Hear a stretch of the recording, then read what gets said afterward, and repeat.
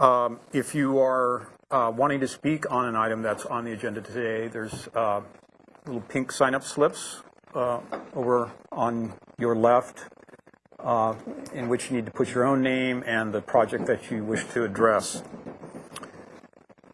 Item B is approval of the minutes for Tuesday, May 28th, and I need a motion to approve the minutes, please. Motion to approve the minutes.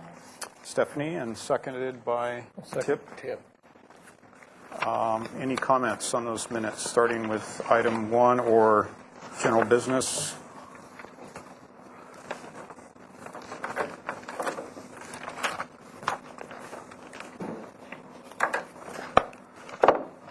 I have a couple of comments on item 1 under the motion.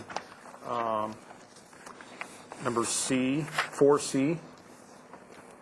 It says there are no negative adverse impacts to adjacent city landmarks, comma, historic resources, comma, designated historic resources. So there's a repetition there of same phrase. So I think it should just be simplified to read no negative adverse impacts to adjacent city landmarks or historic resources, period. And then 4E,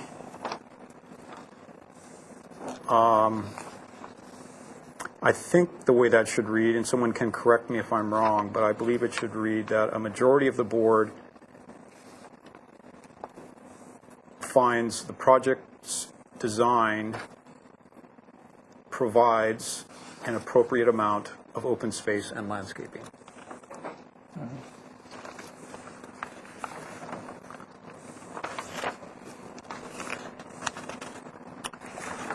Okay, item 2, any corrections, additions, or comments?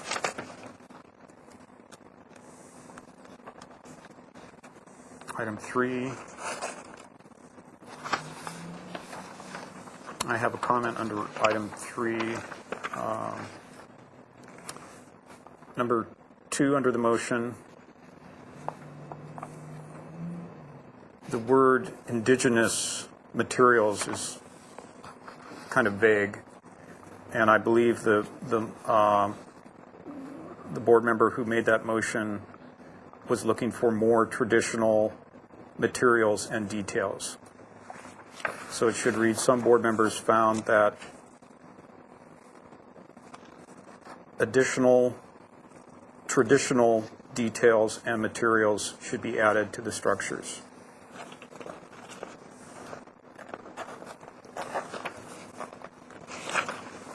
And then under the motion again, number 9,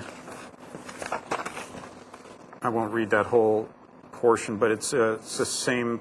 I think it's the it's the second sentence.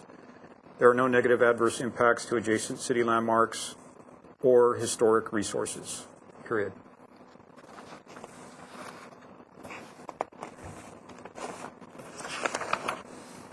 Is that some standard verbiage? Yes. Is that why it's worded that way twice? Okay. Yeah.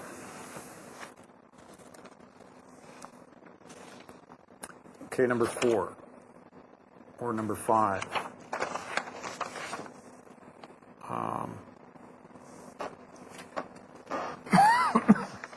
On number 5, listing those who are present, I think there's an error there. Joe Androulades was not the designer. It should be J. Ewing. J. Ewing. And number 2 under the motion, I think that last phrase, to be more compatible with the scale of the project, should just be deleted. And the sentence should read, applicant to reduce the size of the 4th floor, semicolon, study reducing the size of the elevator tower elements, period.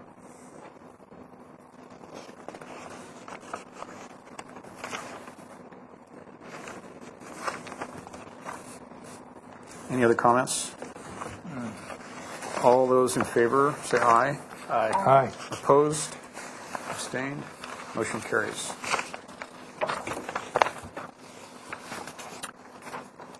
So we're moving on to consent calendar items. First, the June 3rd. I need a motion for Motion approval. to approve. Stephanie, seconded by Howard. Oh, Okay, thank you, Mr. Chair. For consent calendar on June 3rd, we had item A, 418 Santa Fe Place, got project design approval and final approval as submitted. Item B, 26 East Gutierrez Street, got a temporary project design approval and final approval for 1 year duration. So that'll expire on June 3rd, 2014. Item C, 2504 Oak Crest Drive, got project design approval and final approval with conditions. Consent last week was reviewed by Stephanie Poole. Tony, just a question about that temporary design approval. How does that work then? Is it somehow come to staff's notice at the end of that period? Right. I put it on my Outlook calendar and on Jaime Lamone's Outlook calendar, and also added a parcel tag in our database so staff at the counter can see that. Okay, great, thank you. So all in favor of the approval of the minutes for June 3rd, say aye. Aye. Opposed? Motion carries. So we're on to the consent calendar for today, June 10th. And we need a motion for approval of the consent calendar for today. Motion to approve. Stephanie, and seconded by Tip. All right, for consent calendar today, we had 1 North Calle Cesar Chavez, got project design approval and final approval with conditions, and also development plan approval findings. Item B, 521 North La Cumbre Road, a review after final was approved with a condition. Item C, 116, 120, 122 Santa Barbara Street, got a project design approval and final approval with conditions. Item D, 1130 Punta Gorda Street was postponed 1 week at the applicant's request. And consent today was reviewed by Stephanie Poole. All in favor of approval of the consent calendar, say aye. Aye. Opposed? Abstained? 1 abstention. Motion carries. So we're on to announcements. Anything from staff? Well, Scott Hopkins and Paul Zink are both absent today. And I think that's all I have for announcements. Okay, we also need to elect a chairperson pro tem for the last item, item 4, on today's agenda. And so I need a nomination. I nominate Gary. We have a nomination. Gary, Mr. Mosel, seconded. Anyone like to second that nomination? Seconded by Tip. All in favor, say aye. Aye. Opposed? So elected. Congratulations. Any subcommittee reports today? Okay, so we can move on to the main agenda. And the first item, which is 1080 Coast Village Road.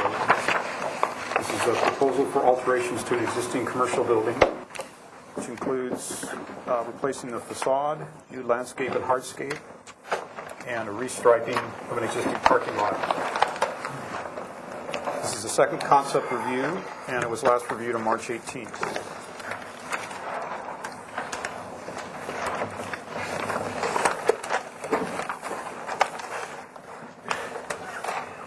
You could state your name.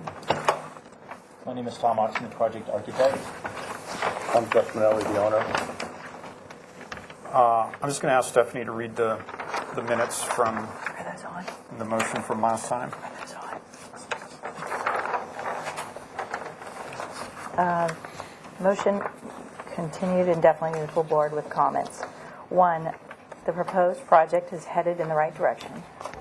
Is that this one? Yeah, okay. 2, provide trash enclosure location details. 3, provide more details of the front architecture, including the stonework and the archway. Some board members would like to see the entryway increased in height or more variation between the parapet and the new entryway facade.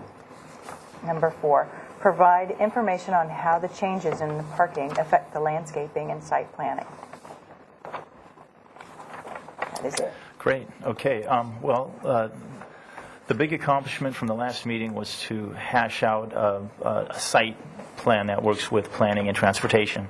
So what we're looking at is what we agreed upon, a 3-car parking situation.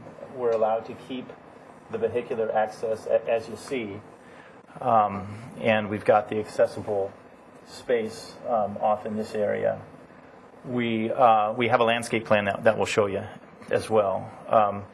We're looking to provide the trash enclosure up against the property line here, which works with the neighbor. They're fine with it, and it seems to work with the flow of the operation there.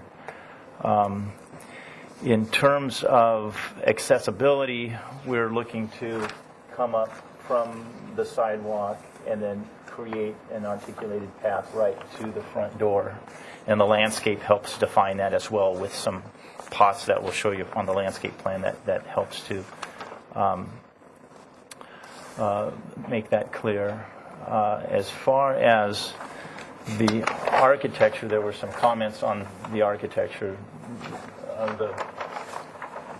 Basically, as you know, the footprint stays the same. The height, the basic envelope of the building stays the same, except for the entry, which has been articulated to make it a little obvious to give it some order.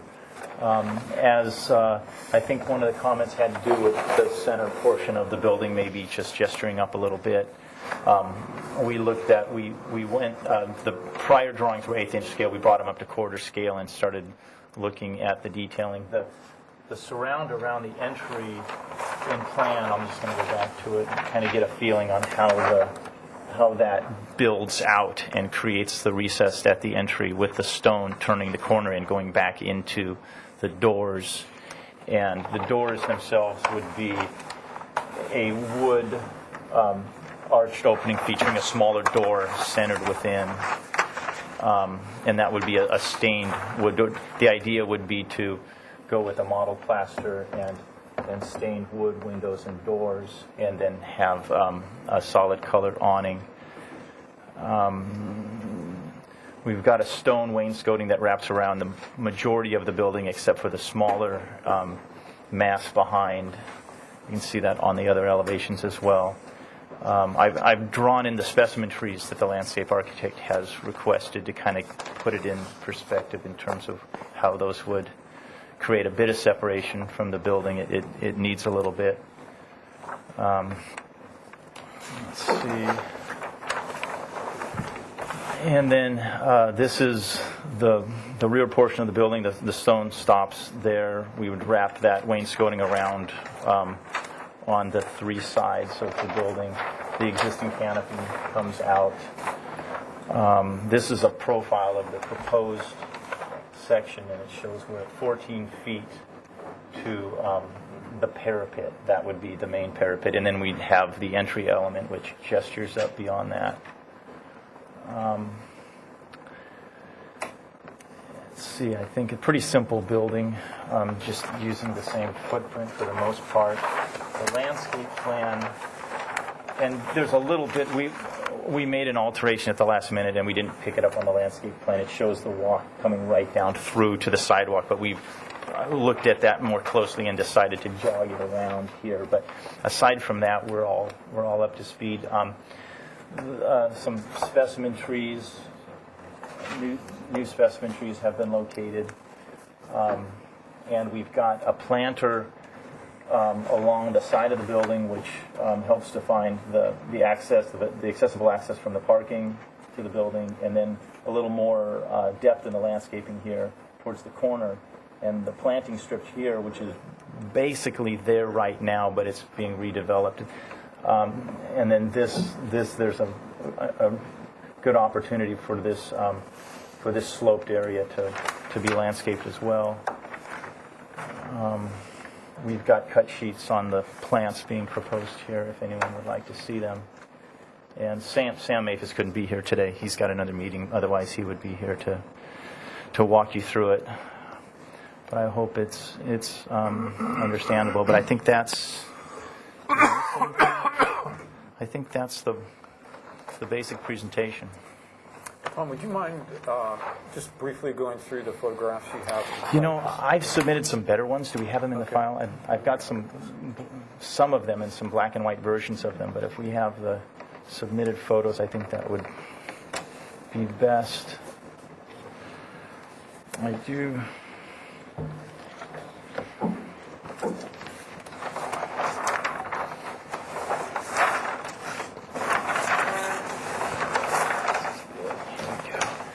Okay, so this is from across the street right here.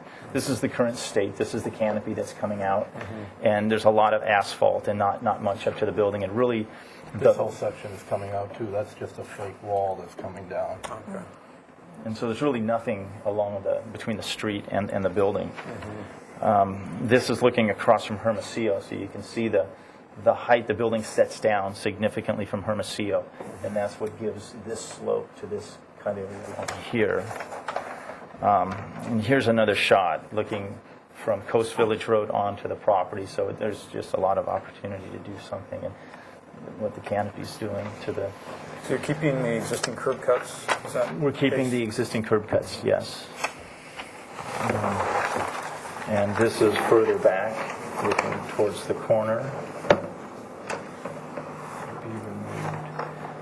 This shows what the canopy's doing to the sidewalk right in here. So that's what will be brought back to a planting strip that's currently just asphalt.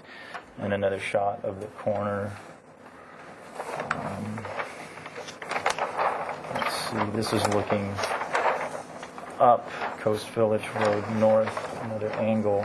Is that existing fence in the back to remain? Or is that no? Yeah, the existing fence in the back, I've got a better shot of that here. It's a black and white shot, but it kind of gives you an idea. Let me see what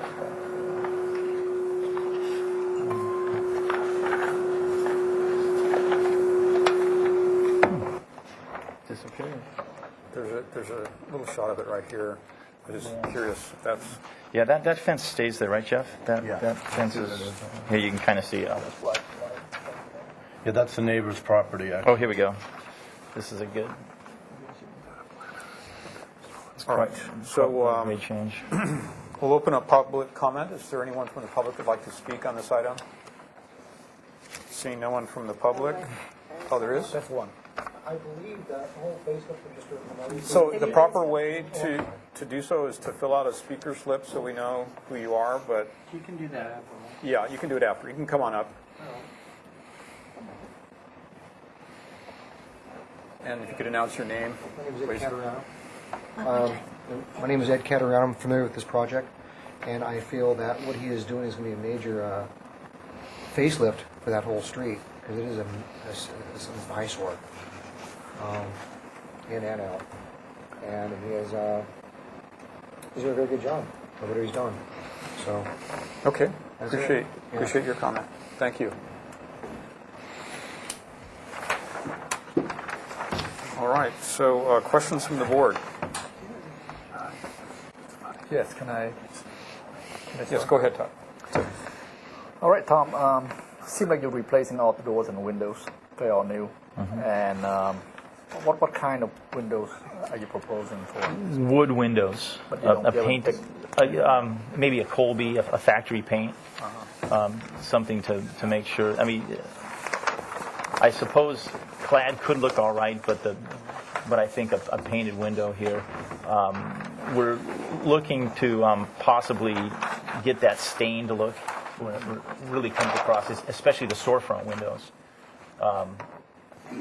Which gets to my question number 2. Is there a reason why the front door is completely solid? Is it your desire to have a solid door or a glass door? Well, I think it is gonna have glass in it. I think that's... Oh, that's a glass? Yes. That's iron. Yeah. So there'll be the door itself will be a glass door with iron, and then surrounding the door will be the wood boards. I see. Okay. And question number 3 about the handicap parking space.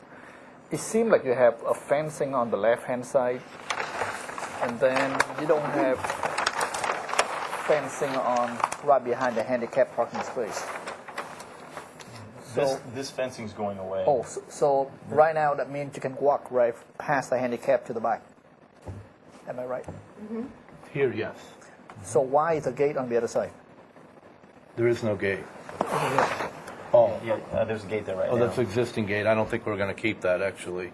Also, you're taking the gate out. Yeah, I think so, yeah. I've never thought about keeping that gate or not keeping that gate.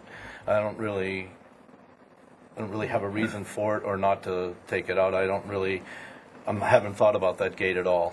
So what would be the function for the back? Mainly storage, Storage, yes. and you don't need to lock it up or anything like that.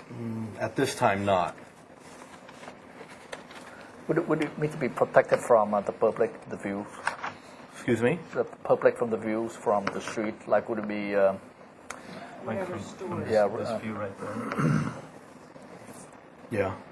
I mean, if we have to put a gate there, we could. But you put the gate, or you might put the gate on the other side too, because it's probably the same thing. As long as you close it off or you leave it open. I'm just wondering what the idea of the handicap parking space, and then what you drive past it to the back. Right. That's how it works. Yeah. So you're hoping to use this as access to load and unload? Yeah, load and unload. But you would circulate all You the way around, not back up and turn around. Yes. All right, thank you. Okay, other questions?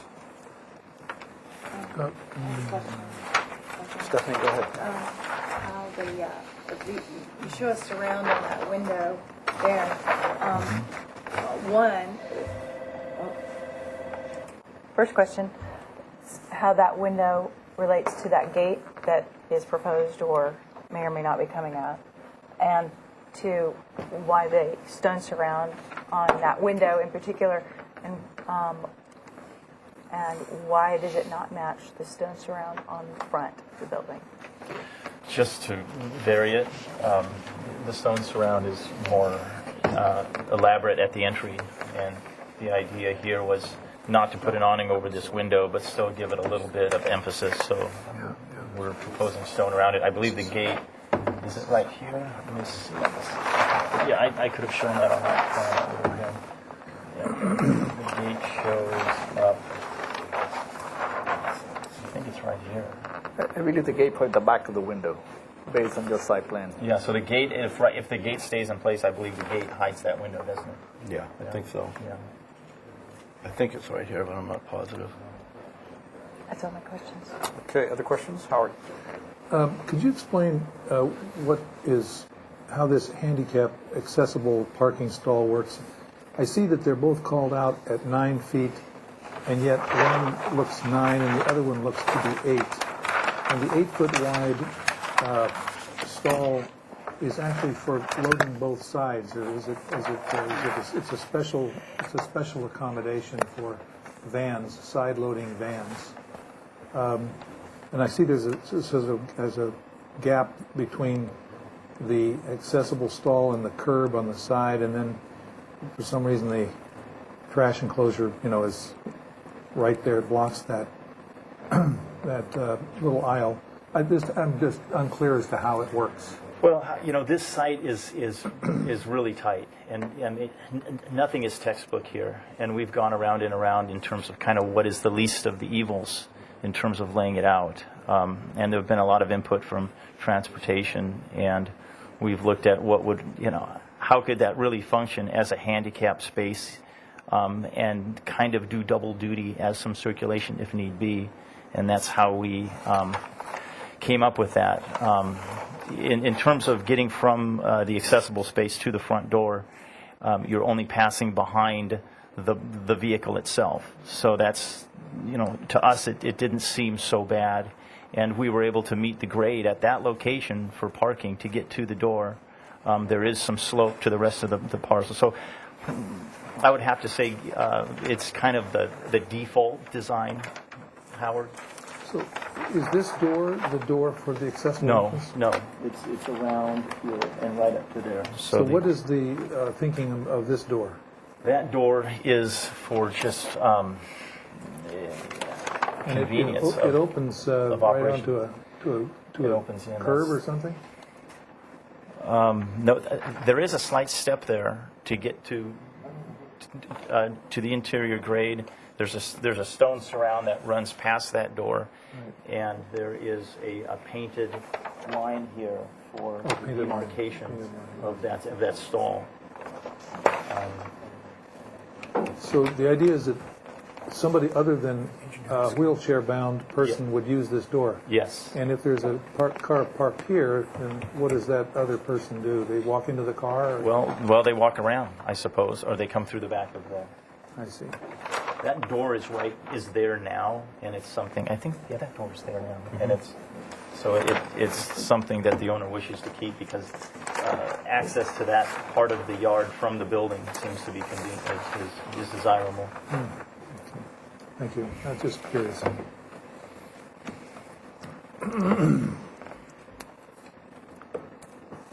I'm just curious. The change of use isn't changing, right? It's just the upgrade of the facade. Yes. Okay, that matters to me. To a lot of people. Any other questions? I have a couple. The stone is it true Santa Barbara sandstone? True stone. Okay. Yeah, and then the gates. Okay, so comments from the board. Excuse me, Mr. Chair. Yes. Could I make some staff comments? Yes. As you know, the ABR is currently without a landscape professional. Yes. So today I took this plan to Jamie Pierce. She's a landscape architect on the Single Family Design Board, and she was kind enough to do a courtesy review and offer some comments regarding the landscape plan. She's a landscape designer. Is that correct? I believe she's- Rather than an architect? I think she's an architect. Is she? I think so. Okay. Good. All right. Let's see. She thought the plant palette was a nice combination of plants, and they're all hardy species, and that the proposed pots with plants in them at the front along Coast Village Road adds interest. And overall, it was just a nice landscape plan. And I'll take the landscape plan as it's further developed to transportation to make sure they don't have any visibility problems with the height of the landscaping at the corner. That's Okay. all I have. Okay, well, thanks for doing that. Now we can go to comments from the board. Do you want to start, Tip, since you started the question? Yes. Overall, I feel it's a much improved from the last one. Just a couple of things, and I feel that the applicant can come back with additional details. Number one, probably no need to have stone casing around that window. That seems to be extra. It sure doesn't seem to do anything. Number two, the front door design probably need probably need lower help, especially if you look at the floor plan on sheet.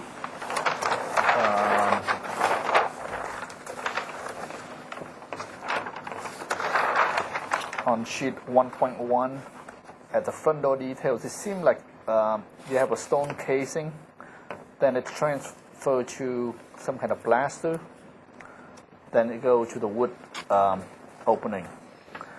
And the question I have with the plaster between the stone and the door, that seems to be maybe a little bit too many things blend together.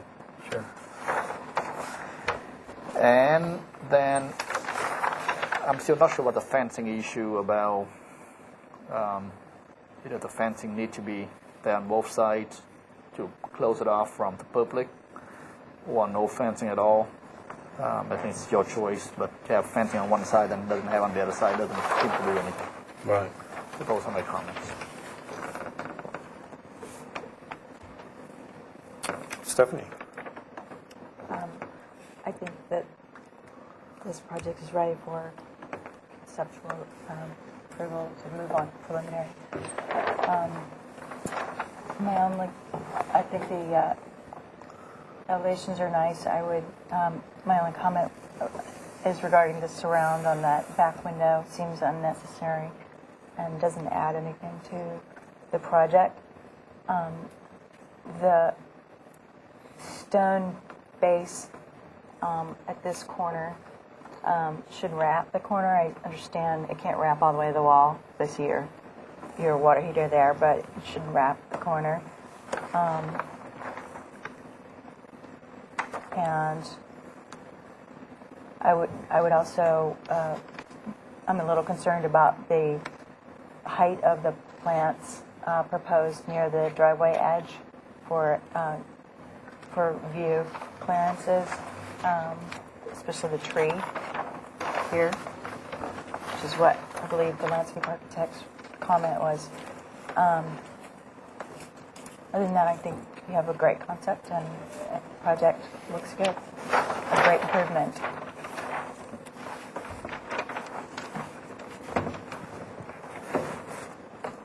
Gary?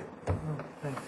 Yeah, I think it's a handsome design, huge improvement from the 70s remodel, and it's completely ready to move forward. I think the entry is fine with the finished sandstone surround and then the indigenous 5-point wainscot.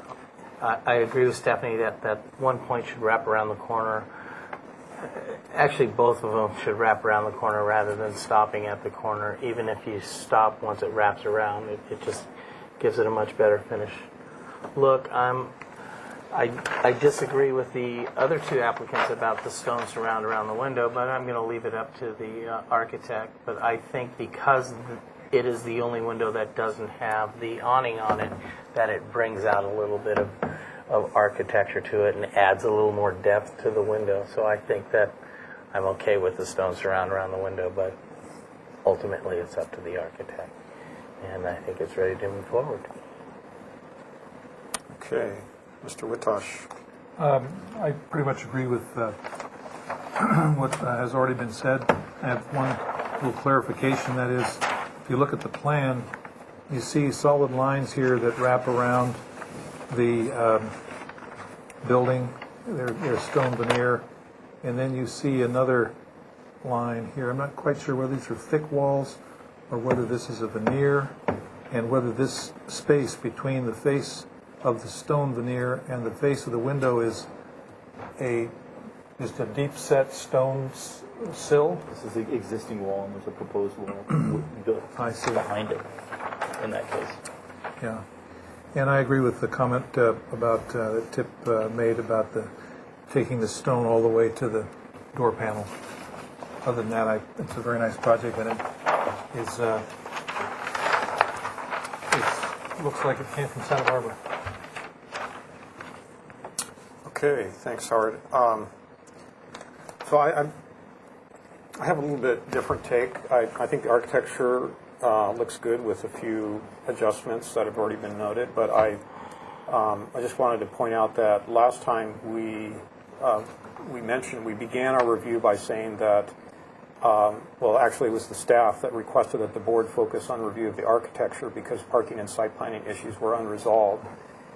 And there have been changes, but I think that there's way too much paving still. Apparently, this project only requires 3 parking spaces, and yet we have 2 double-way entries off the street, and a huge paving area in the back. And I just see that as a lot of unnecessary paving. Even if you wanted to have access to be able to get a truck in this back area so that you could load and unload, you could do that with the handicap parking the way that you're proposing to do it now, and have 2 spaces here with a single entrance and exit on this side, and eliminate this completely. And this would allow you to provide a great deal more landscaping at this very visible corner than is currently currently there. So I think that really needs to be restudied. And We went through that with, I'm sorry. We went through that with the traffic. Can I respond? I mean, Sure. I Yes, absolutely. appreciate your direction. Your direction was kind of hit on by what Gary had mentioned, and we went down this road with transportation too. Really what we found to be kind of the pressing line here on this project is the fact that this is not a change in use. And really what we're doing is we're voluntarily trying to improve the building under the same intensification that it currently has. So, you know, and that argument has been used kind of back and forth to determine, okay, how can we reasonably improve this project without burdening the owner with more than he can really handle. And your comments are great, and we've talked about all of those things. But anyway, that's how it's kind of fallen into place here. And also with the transportation, we went through this exhaustively, how to make these spots work. And without this entrance, these parking spaces don't really work. And we did this with the traffic people and came up with this and decided that this was okay to keep, and it was a necessary thing to make the parking actually work, the flow of the building, to allow people to come in and out and actually come to the building. But you have 2 extra spaces. Yes. And they determined that coming down Hermosillo and crossing 4 lanes of traffic and coming back down here and making a U-turn and then coming back in here was a much more dangerous thing than to come in and out through here. And there's going to be a right turn only here so that the people come out can only make a right turn. We made a lot of thought went into this exact thing. That just didn't come up out of the air. Chair, can I ask one question? Sure. It seemed to me like you are hoping to have a loop, right? That's how your truck works, because you have to come in one way, come out the other way. Probably, but there is room here to turn around and come back out this way. For your operation, you don't have to have a one-way loop. No. So it's a cost issue. Right. I see. Well, if no one's prepared to make a motion, I'll try and summarize the comments that have been made. And I don't see anyone else taking notes, so that's what I'll do. I think the majority of the board feels that the architectural design is a vast improvement to what is currently there, and it's very much appreciated that the current property owner is making this effort to upgrade the building in an appropriate way. The board would like to see some further study of the detailing at the front door so that the stone veneer returns to the wood or the metal at the door casing, eliminating the plaster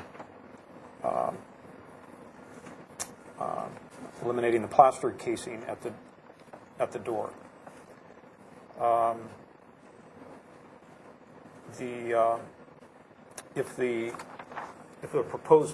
If the existing, well, let's put it this way, the existing chain link fence, if there's a gate or a fence to remain, it should be replaced with a wood fence or something appropriate to the style of the building. And the board would like to see either fencing or some other visual screening of the rear service yard area from the street.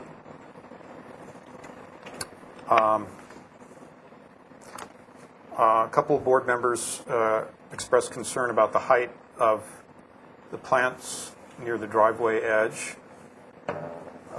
It's understood that the windows will be wood windows and the stone will be a true stone veneer. And one board member expressed concern that the parking and hardscape design of the front yard was inappropriate to the site, that it could be handled much more efficiently, and that more landscaping could be added to the front corner at Hermosillo and Coast Village Road. I will make that motion, and I have comment. Okay. Do we need a second first? We do, we need a second. Okay, thank you. Gary? Comments?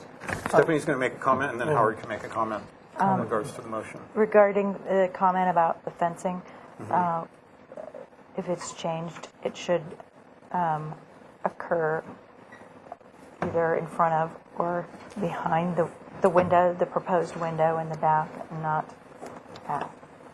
Understand? Okay. So, yeah, we can add that comment that proposed fencing or screening on the west side should occur behind the... Either in front of or behind the window, but not at the window. Oh, okay, It wasn't clearly delineated on your plan. okay. I don't know if we need to change the motion to that. You want to have that added to the motion? Yeah. Okay. So it So should just occur the either... fencing should be coordinated with the window openings. Okay. Howard? So the comment about one board member felt that the parking and landscaping could be handled more efficiently, you can say 2 members. Okay. So anyone else want to throw the Yeah, three? and I also tend to agree. It's something, it's a suggestion to the applicant, because if you don't need 2 additional parking spaces, it could be a much improved project in terms of street feasibility for your project down the line. So it's something that if you don't need a loop circulation.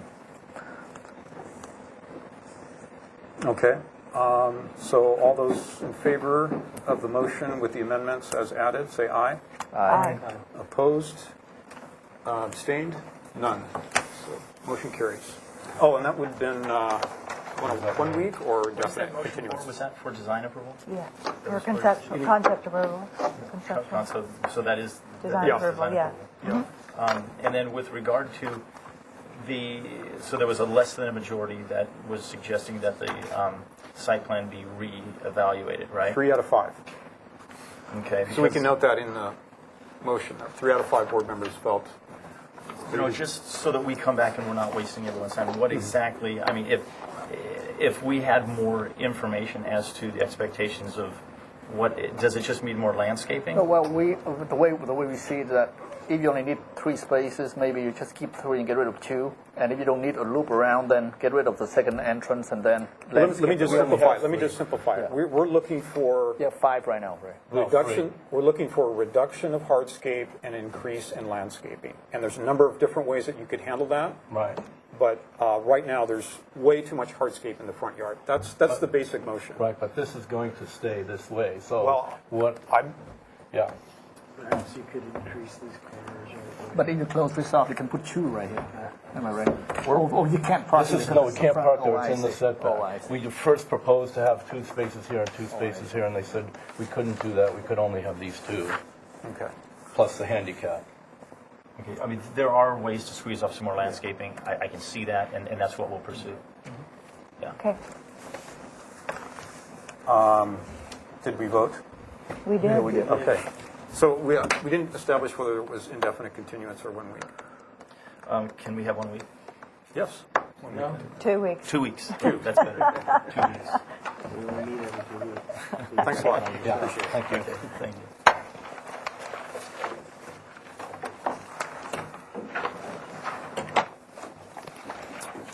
So we're on to item 2, which is 510 North South Sepulveda Street.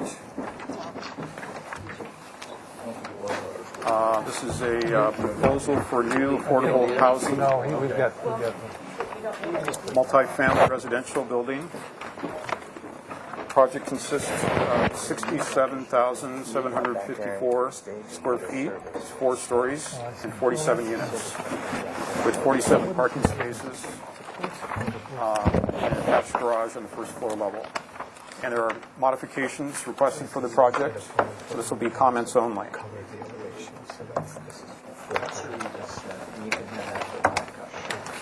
I know members of the public who see these slots.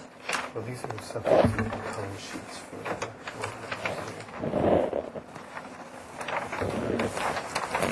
This is also the first time we've seen this item.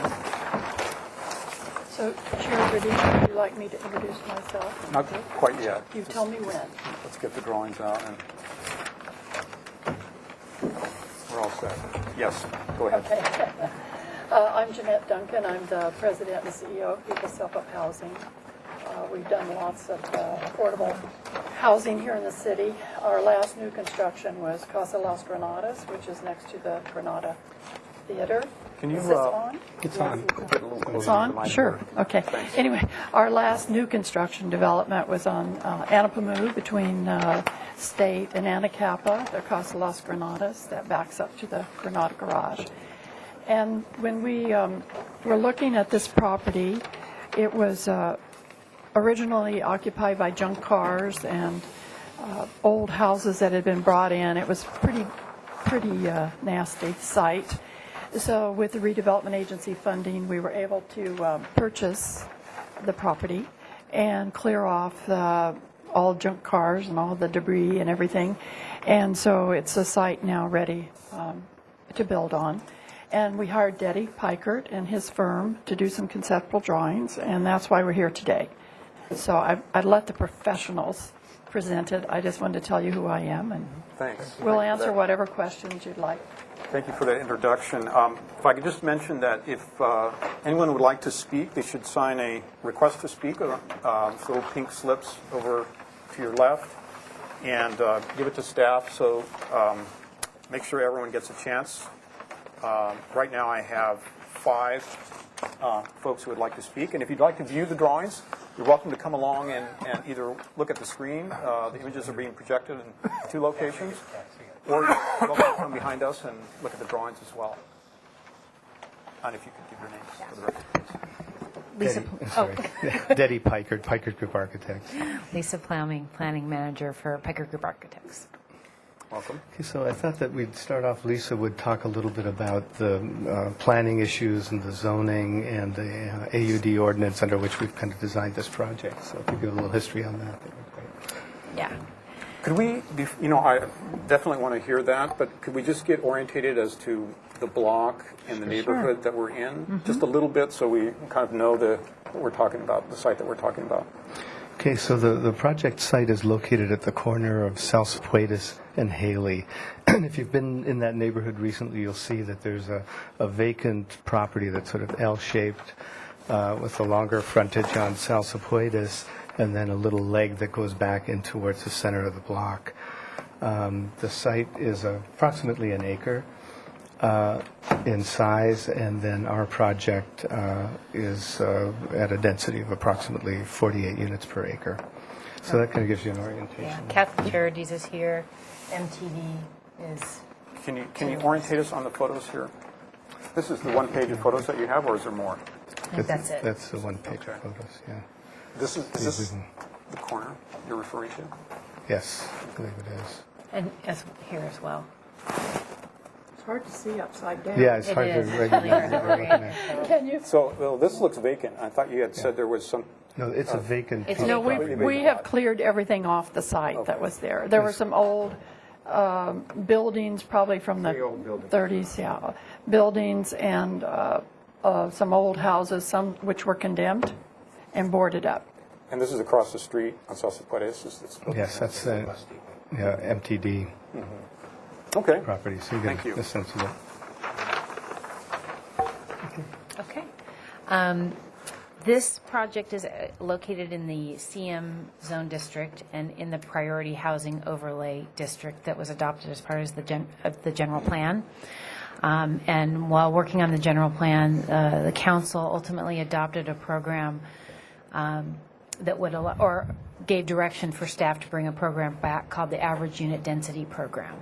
And the idea was that they would allow for higher density in the CM and C2 zone district in a particular area of town, which is located along the Haley, Coda, Milpas corridor. Some of you participated in the design charrette that was the instigating process for developing the AUD program. The idea behind the program is to allow for the type of housing that needs to be built in the community for the workforce, whether it be low income or moderate, but the goal was to get some rental housing on the ground and employee housing on the ground. and they allow for up to 63 units per acre in that instance.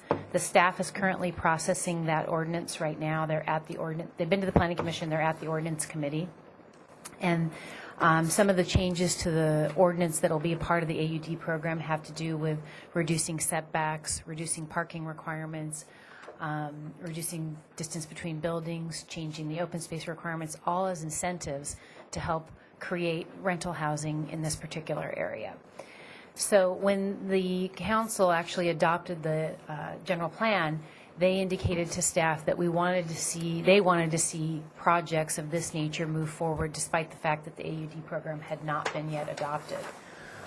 I should note that this is called an experiment essentially, and in the priority housing overlay they're going to allow for up to 250 units, or I believe it's 8 years, whichever comes first. So anyhow, the council had directed staff to allow for modifications of projects that would eventually meet the AUD program, but didn't currently once it was adopted. So this project actually is probably the first project that's been seen by the ABR that would be consistent with that new program. It is, Detti will go through it, but it is less than the maximum allowed density, which would be 63 units per acre. It's 48 units per acre. And it meets all of the other requirements of the AUD program, including the front yard setbacks, distance between buildings, parking requirements, height. So we have requested a series of modifications that we need to in the interim, but once that program's adopted, these will not be required. So when we submit our application to planning, because this is just our first conceptual review, we wanted to get ABR's feedback before we submitted the development application. But if that ordinance has been adopted, we will not be required to submit those modifications for those modifications. And is there a timeline for adoption? I think it'll probably, they've got to go back to the ordinance committee, and Irma's here to talk a little bit from staff's perspective, so you might want to get feedback. As Ms. Plowman indicated, we will be before the ordinance committee tomorrow for their review of the draft ordinance. And we are asking the ordinance committee to recommend to council adoption of the ordinance. If that happens tomorrow, we will then return to, or we will be before the city council. We're hoping July 16th. For introduction and adoption. And so introduction happens 1 week. The following week would be the adoption, and then the ordinance would be effective 30 days after adoption. Okay, thank you. Thank It's you. coming up. It is.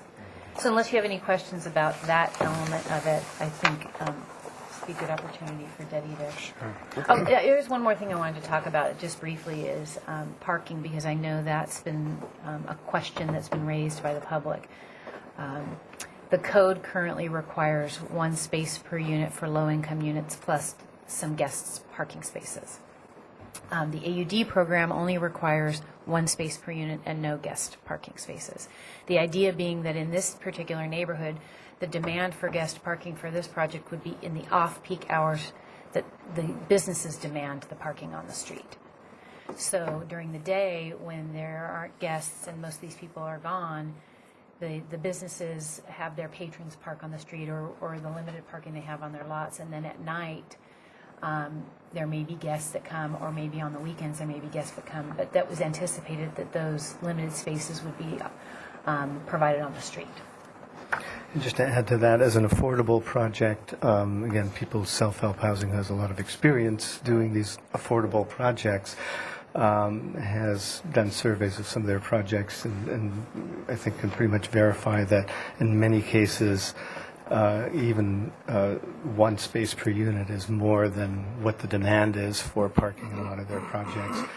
Basically because it's very expensive to own a car, and when you're a low-income person, and you're able to live close to the services and jobs that you're working at, and you don't need a car, it's a great opportunity to not have to incur that additional expense. And close to transit. And those are all very important elements, actually, in order to get funding. When you're competing for tax credits, you need to be able to provide alternative transportation for your Yes, residents. what I did was we looked. We have about 5 different developments here in the city.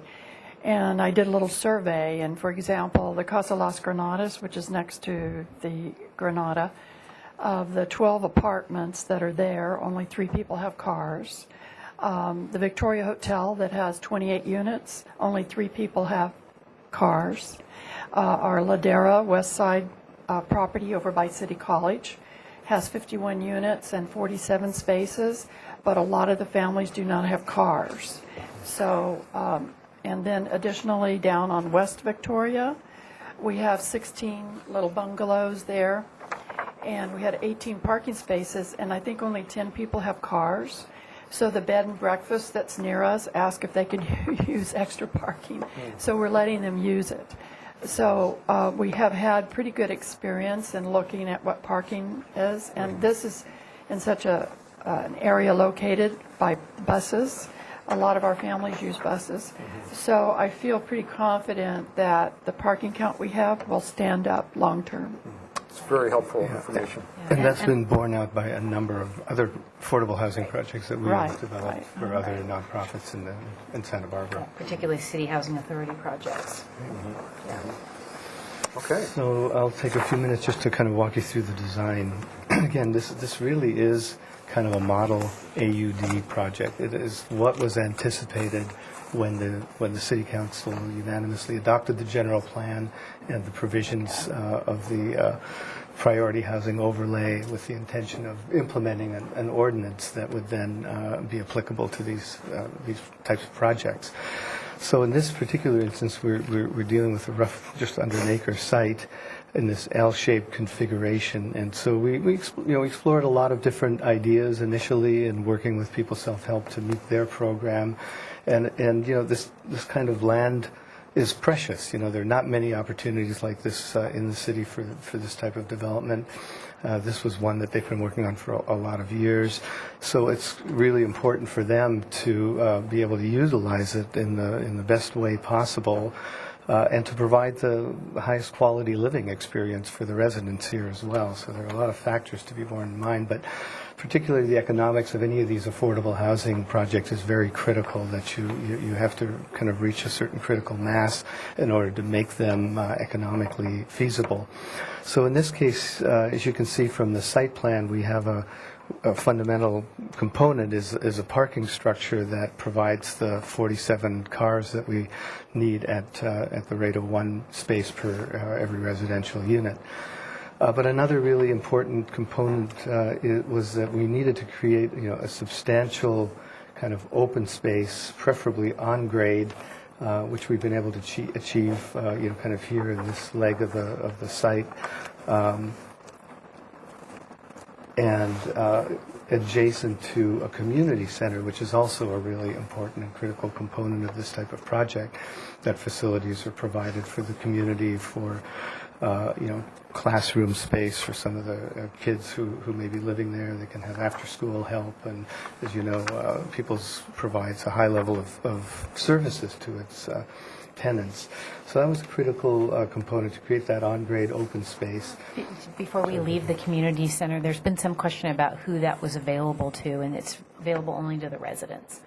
So I just wanted to make that clear, that it's not open to the community at large. Yeah, so it creates, it has management offices and community meeting space, a laundry facility, a little classroom, but it's all for the residents here, basically. So adjacent to that space, we have these 3 residential apartments that are at the ground level. One of the factors that we also had to deal with here is the fact that it's in a flood zone, and flood elevation is going to be, the finished floor elevation above the flood elevation has to be 4 feet above the existing grade here. So that kind of pushes all of this up 4 feet into the air. So we're actually planning to fill this area here so that is level with the community center and the residential space there. But of course, the parking garage is able to be at grade, so it then provides a podium level that is equal to the second level of the project, which I'll show you in a moment. So again, the kinds of things that you see down here, besides the parking structures, we've got space for for bicycle storage and maintenance storage, et cetera. We've got an elevator that is going to provide access from the parking garage, and as well as this 4-foot-high floodplain level, et cetera. So, and then... Teddy, I'm sorry if Sure. I can interrupt just for a second. I know we received a number of comments via email from the public. Will we be receiving hard copies of those today? Yes, I have a Regan? stack of hard copies here. Okay, great. Thanks. Go ahead. Yeah, and then right in the middle here, we have kind of an open area here that has some bridges that connect the two sides of the project, pardon me, over the podium and then over this portion of the development that's on grade, with stairs going up and winding around. And also provides access for the fire department to kind of go underneath these bridges and get into the rear portions of the building. We've kind of, you'll see there's a letter from the fire department that we've kind of worked this out with them in advance so that we were sure that, they were satisfied with that. The parking garage, because we actually have the ability to set back a little bit and get a nice amount of landscaping around the parking structure, and then we'll have open sort of arches in the parking garage so that we obviate the need for mechanical ventilation, which helps to reduce the cost and get lots of natural light into the parking garage as well. Here's a shared driveway and easement, again, that provides fire department access to portions of the rear of the building. So one last thing I would just, before I leave this page, is just so you understand the types of units that we have a mix of 1s, 2s, and 3s. Just a few 1s, mostly 2s and 3s, that range in size from around 637 net square feet in a one-bedroom up to 1,100 roughly square feet for a 3-bedroom. So they're really nicely sized units, very consistent with the marketplace for rental type housing product. So when you get to the next level, which is actually both level 2 and 3, here you can see how the building is connected in a double-letter corridor over here, and then some open corridors here that look out into the open space, into this community open space at the ground level. We had the ability here to create another open area, and this doesn't show it, but of course that'll be landscaped and some benches and maybe little picnic tables or something in here as well, so that it creates another open space, community open space area in the project for the residents to enjoy. And again, here you can see how the buildings are kind of split by these bridges that are connected here in the elevator tower, et cetera. And then, yes, the front building, the ones facing Haley Street, are also offset from the ground level community space by a few feet here that creates kind of an outdoor deck and a little bit of sort of stepping back of the mass of the building at the street frontage there. We do have a portion of the building that is 4 stories in height, but that's tucked into the back here. And this is where you see it, again, double in the corridor with the exit stair here at the back corner, and then the elevator and exit stairs in that direction. So all of the frontage on the street here is 3 stories in height, with the exception that this portion is 4 stories. And so we've, even though handicapped a little bit by that 4-foot flood elevation, we were able to do the building in 45 feet maximum height at this back portion here. So I'm just show you the elevations. So we had a lot of discussion about, I wanted to get that color set. Yeah, can I just go on that sheet there? Great.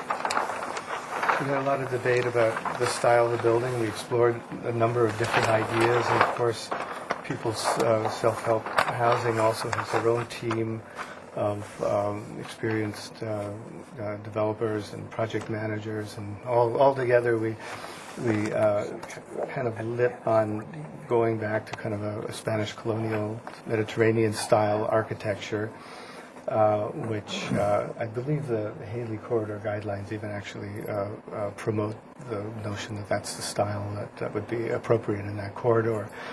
So that's what you're seeing in these elevations, is just, again, conceptual elevations that show on the street frontage of South Sepulvedas, you're seeing the three-story buildings.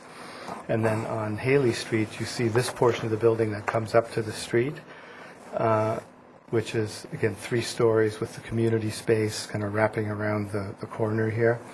And then in the background, you can see where the 4th story kind of rises a little bit above that. But it's kind of way back from Haley Street, because there's a very large lot, in between that portion of the building and the street frontage over there.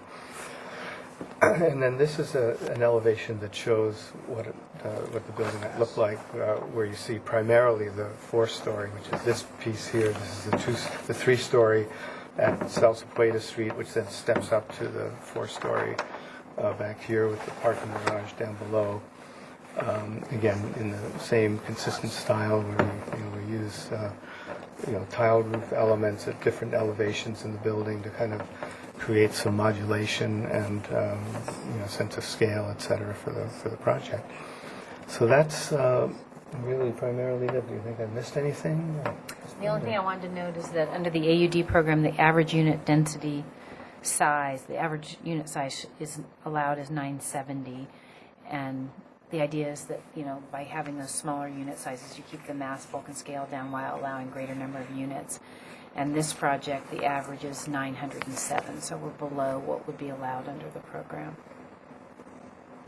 I could mention a little bit why we chose also the unit mix. We have long waiting list for the housing, Casa Las Granadas, the housing on the west side.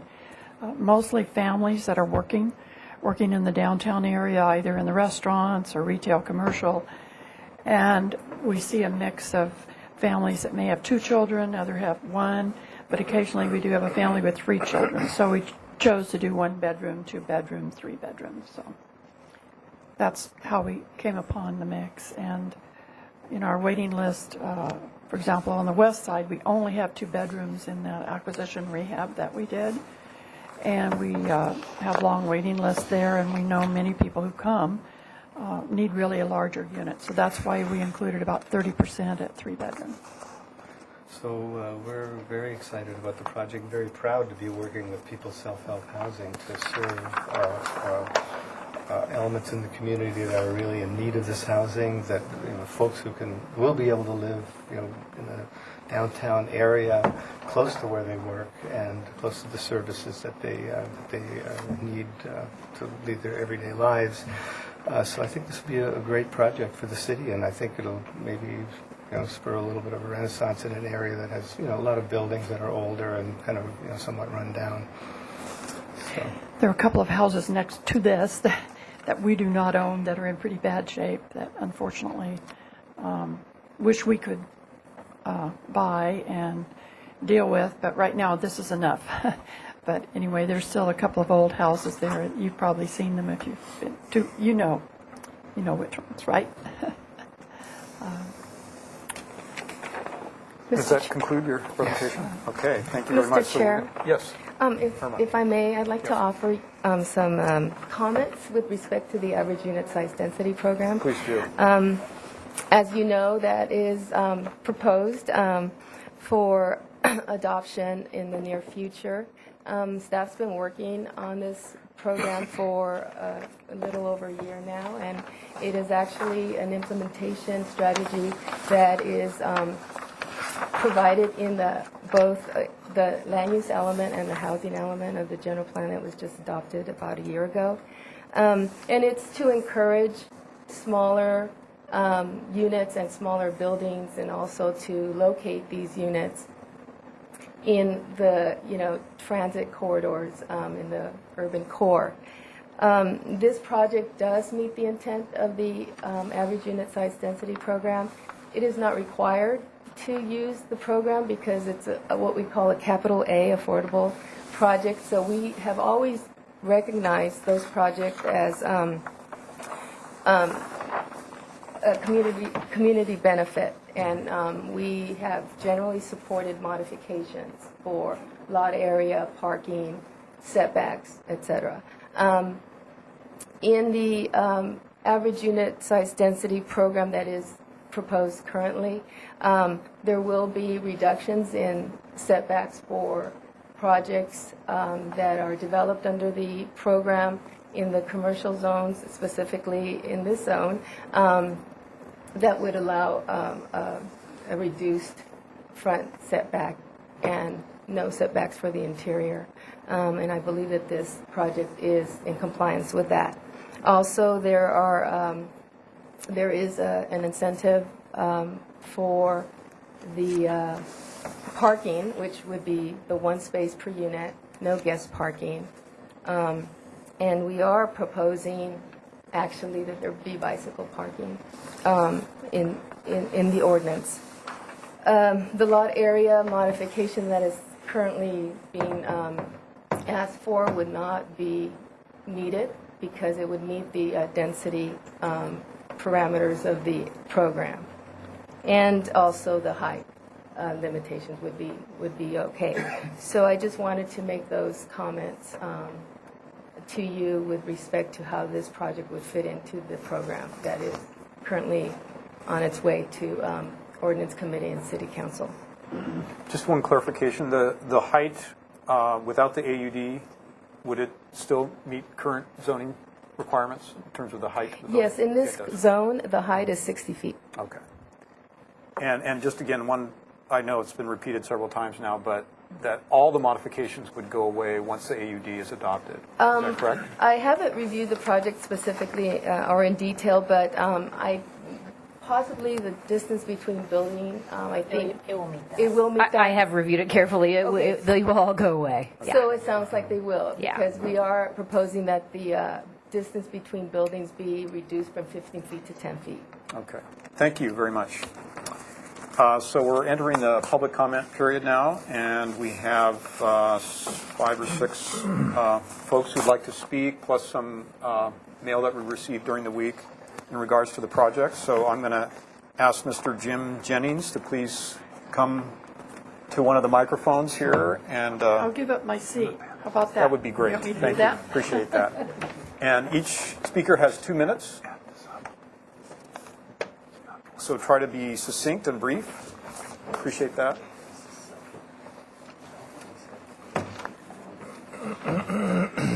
Hi. I've lived on South Zapuedes and De La Guerra for the last 20 years. So I've biked by what has been there and what is there now on my way to the beach every day that I've biked to the beach. So I just want to say that I think if this project does go through, or before it goes through, there should be an independent study on the parking and the parking in the neighborhood.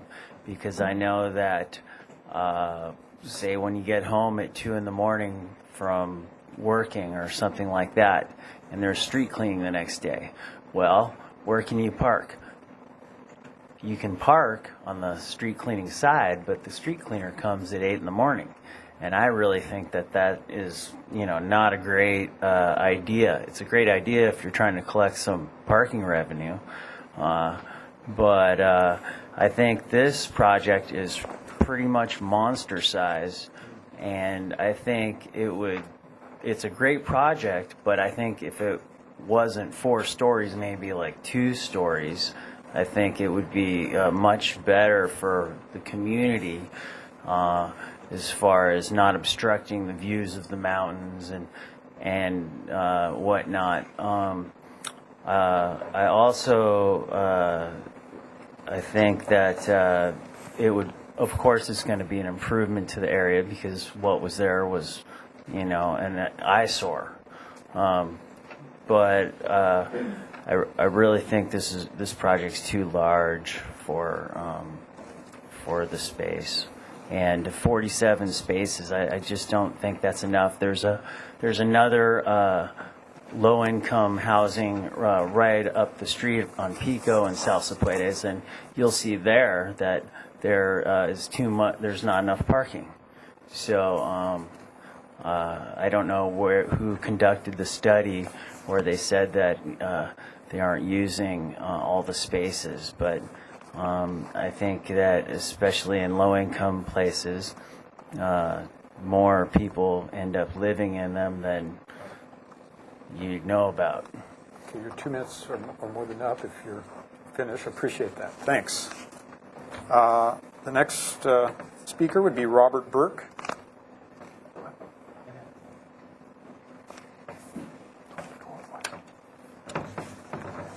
And also, if you agree with the previous speaker, and rather than repeating what's been said, you could just say, I agree with the previous speaker, or one of the speakers who've already spoken. Thank you, Mr. Chair. First thing I want to do is thank the staff for their support. They're always service-oriented and has always been helpful, and I congratulate them and praise them for that. Self-help housing is continually saying they're getting awards and that they're professionals what they do. But the thing that I find curious, and I'm not a professional in this area, so maybe I'm not wrapping my mind around this correctly, but if they're so professional, why did they buy a lot that was not already zoned residential? Why is it commercial manufacturing and it's 3 lots and they want to combine it into one? I mean, it's kind of like buying a car with, over the phone, and you show up and there's 3 wheels on it. So, maybe I'm way off, but there's that. They say that they want to do this in this area because there are services available. Where? There's no grocery stores that are within walking distance. There's the park. Other services are not there. And the bus that goes by is the 20, and that goes by during the regular part of the day. It goes by once an hour, and the crosstown is not available on the weekends. I have 2 objections. Procedure on the merits, and I refer you to the letter. I regret that I sent it to you this morning and not earlier so that you'd have time to mull it over. But there are some procedural problems I have with the notice as far as mandates being upheld, due process and equal treatment. And renters do not get notices. They have to depend on their landlords to be noticed that there's something going on in the neighborhood. At least this is according to what I've been told by city staff. The problems I have, there will be dual diagnosed people from what I've heard the applicant say, and commercial zone is not an appropriate setting for, it is not a therapeutic milieu for people in dual diagnosis to go out and walk the streets after the shop close up. They say they have case manager, but they go home at 5. And I think this is unfair to the people who live there because they're placed in that environment. And it is unfair to the merchants because they're having these people come into their shops and their stores who are dual diagnosed. I have a counseling degree, and these special people need special treatment. But I don't think it's fair either to the merchants to have to hire security and make a mini Milpa situation, possibly like what we already have. So it's been 2.5 minutes. If you could wrap up your comments, please. Well, I refer you to my letter. There are many issues here that 2 minutes will not give it.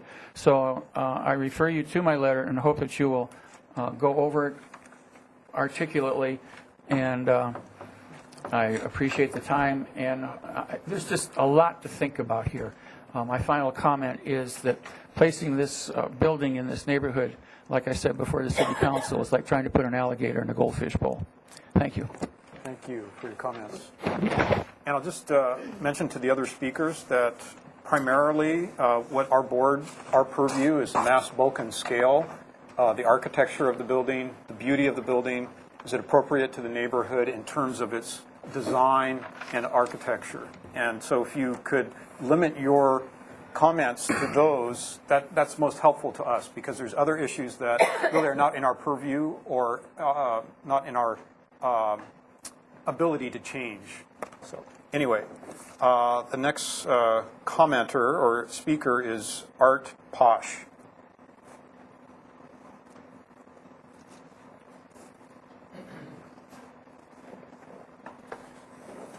Thank you very much. You did a nice job presenting that of this scale, bulk, density. It's way too big for our area.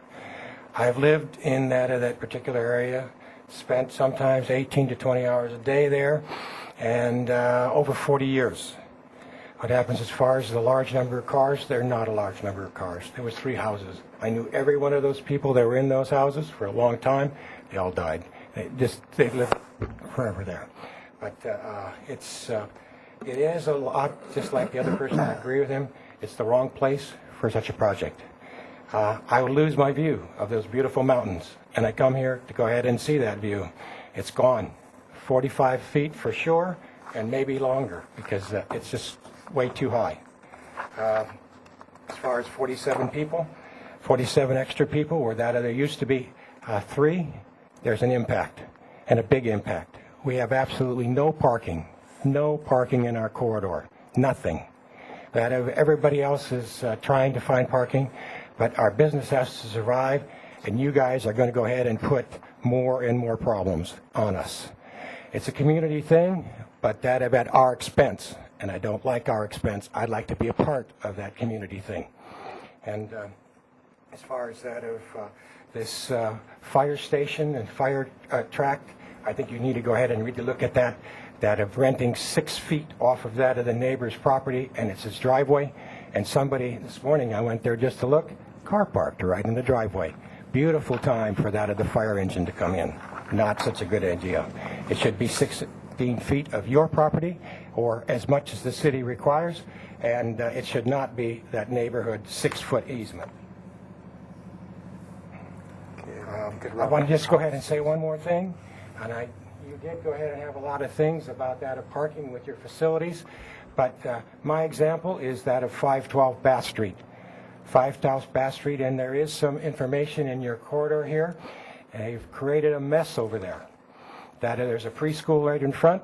The preschool has no parking. What happens is they used to park on the street. Your parking facility there, it's a Santa Barbara HUD, and what happens is you have 11 parking outside, and you have 4 doors, which look like maybe there might be 2 cars behind it.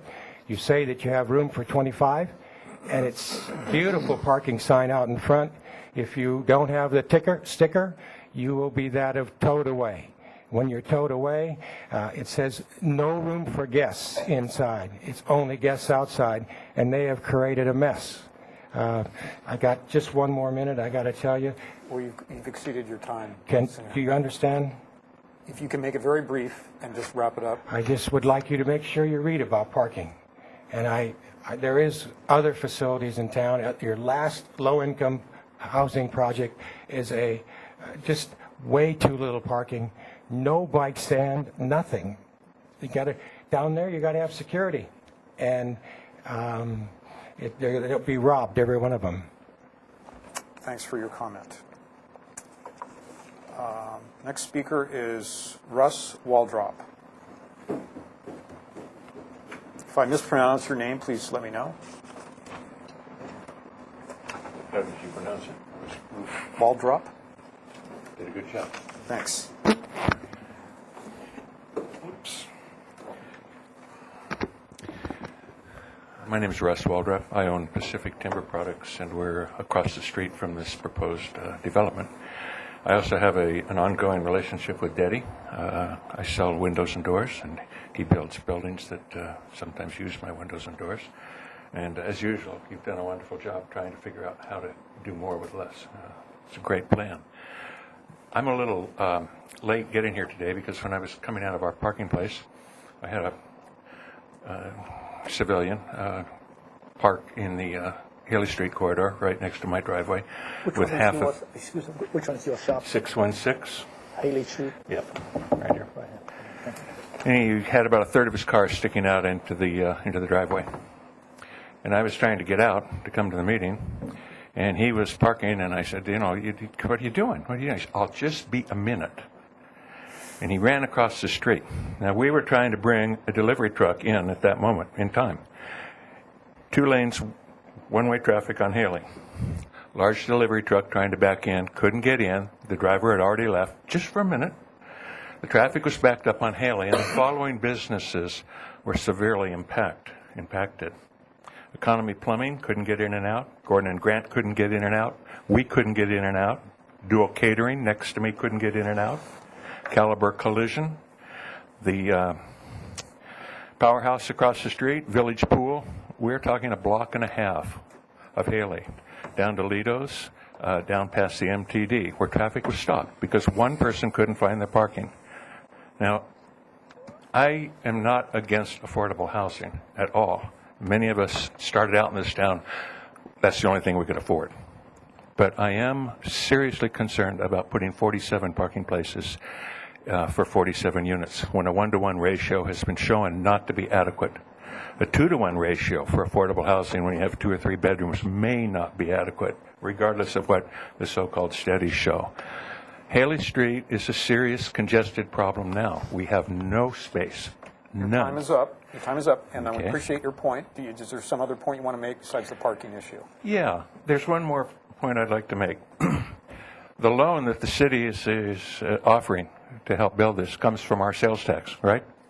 I find it somewhat ironic that my sales tax is being used in a project that will severely impact my business and ultimately reduce the amount of sales tax available to the city and employment opportunities for the city. Okay. Thank you. So I have one more speaker, Kelly Nielsen. Well, I'm neighbors of both of these guys. I own the building at 534 East Haley, which for 40 years was a maintenance business service master. Had a big business there for years. I now rent it out to Village Pool as the man. And I now live in Camarillo, but I was in Santa Barbara for 40 years.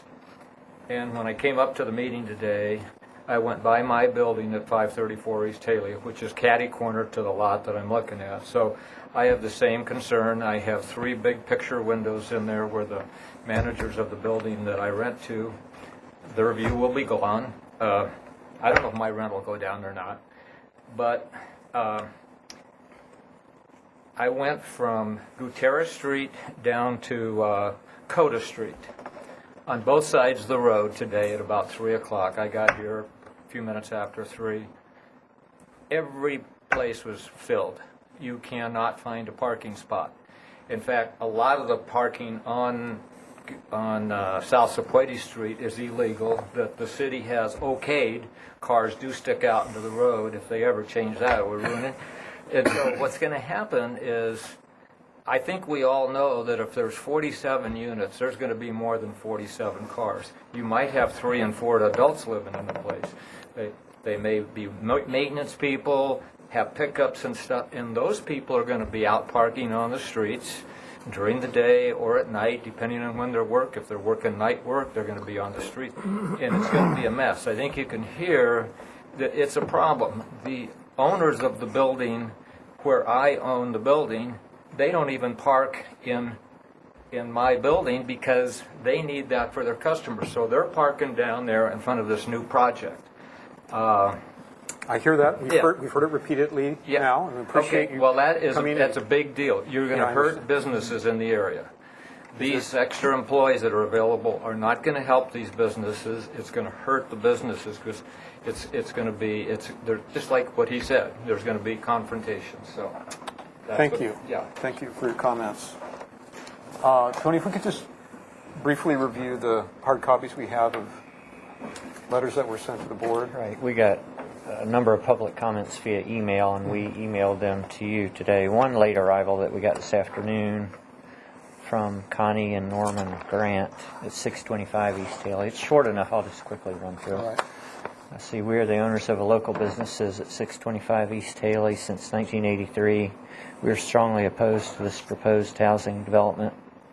There's not been adequate notice. It appears that there's a serious problem with the size and height of this building and the limited parking offered. 47 parking spaces for 47 units is totally unrealistic and will impact parking spaces for blocks around. This will seriously impact small business owners. The other ones that we got that we forwarded to you are from Robert Burke, Bob Blaymeyer of White's Pet Hospital at 532 East Haley. Tom Horn, General Manager of Santa Barbara Athletic Club, had comments regarding the parking impacts resulting from that 512 Bass Street project. and rust wall drop. And that's it. Okay, thank you. So unless there's anyone else who wants to speak who did not sign a speaker slip, we'll close the portion of the meeting dedicated to public comment and go to questions. If you've already spoken, okay. If it's very brief, very brief. This is such a You have to come up to the microphone. This is such a great project for the city. Why does the city need to loan the money to the developers? If it's a good project for the developers, I would think you could find somebody to come up with the money. That's all I want to say. Okay, thank you. Questions from the board?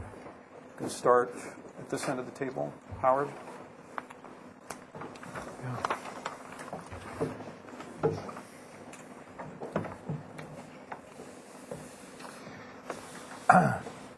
So, the total number of units is 47. Correct. And you are asking that 30 of these units be designated bonus density? Or do you want 30 more units in addition to 47? Under the AUD, there'd be no density bonus at all. We would just simply, we'd be under the allowable density of 63 units per acre. We are at 48 units per acre. So you are no longer seeking 30 units of... No, that's only prior to the adoption of the AUD. Okay, so that gets sunsets with the adoption of the new AUD ordinance. Correct. So are these market? These are rentals. These are low-income rental housing units. Okay. You want to Right, I can address that. We're serving between about 35% and 50% of area median income. So we're talking about primarily people who work in the retail, commercial, or restaurants, or businesses at between $10 and $12 an hour, even $10 to $16 an hour employees. And so they have families in some cases. They have families, and we have our own management staff that live on site. And so we manage the apartments. The people to qualify have to go through a pretty rigorous test. They have to have very good credit, and we research all of their income data, and we restrict who is living in a unit to who applies. So since we have on-site property management staff, we don't have subletting. Someone was indicating we might have extra people, but that's not allowed. Where do the employees park? Are they part of the 47? There would be, yes, we'd only have one. Well, they live on site. Oh, they live on site. They live on site, yes. Our property management people live there. And so one of the 47 units is an employee unit? Yes, yes. One of the rental units would be occupied by one of our staff. Okay.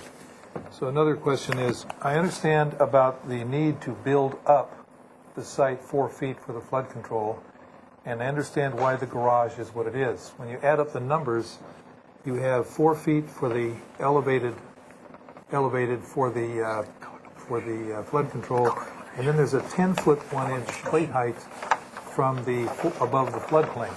So the total height in the garage here is 14 feet. Am I understanding? Is that right? Is that correct? That's correct. Okay. 15 feet, actually. 15 feet when you add the floor. Right. To the 15-foot 1-inch to the subfloor. Gives us the ability to do a clear span in the garage, too, to eliminate the need for any columns. Just makes it easier for people to park their cars. Very similar to the Artisan Court project, where they did a similar type of parking structure and had similar issues with flood control as well. That's all the questions I have now. But thank you. Okay, thanks. Mr. Mosel. Well, coming off his question right there on the height issue, we have a 4-foot difference in grade height.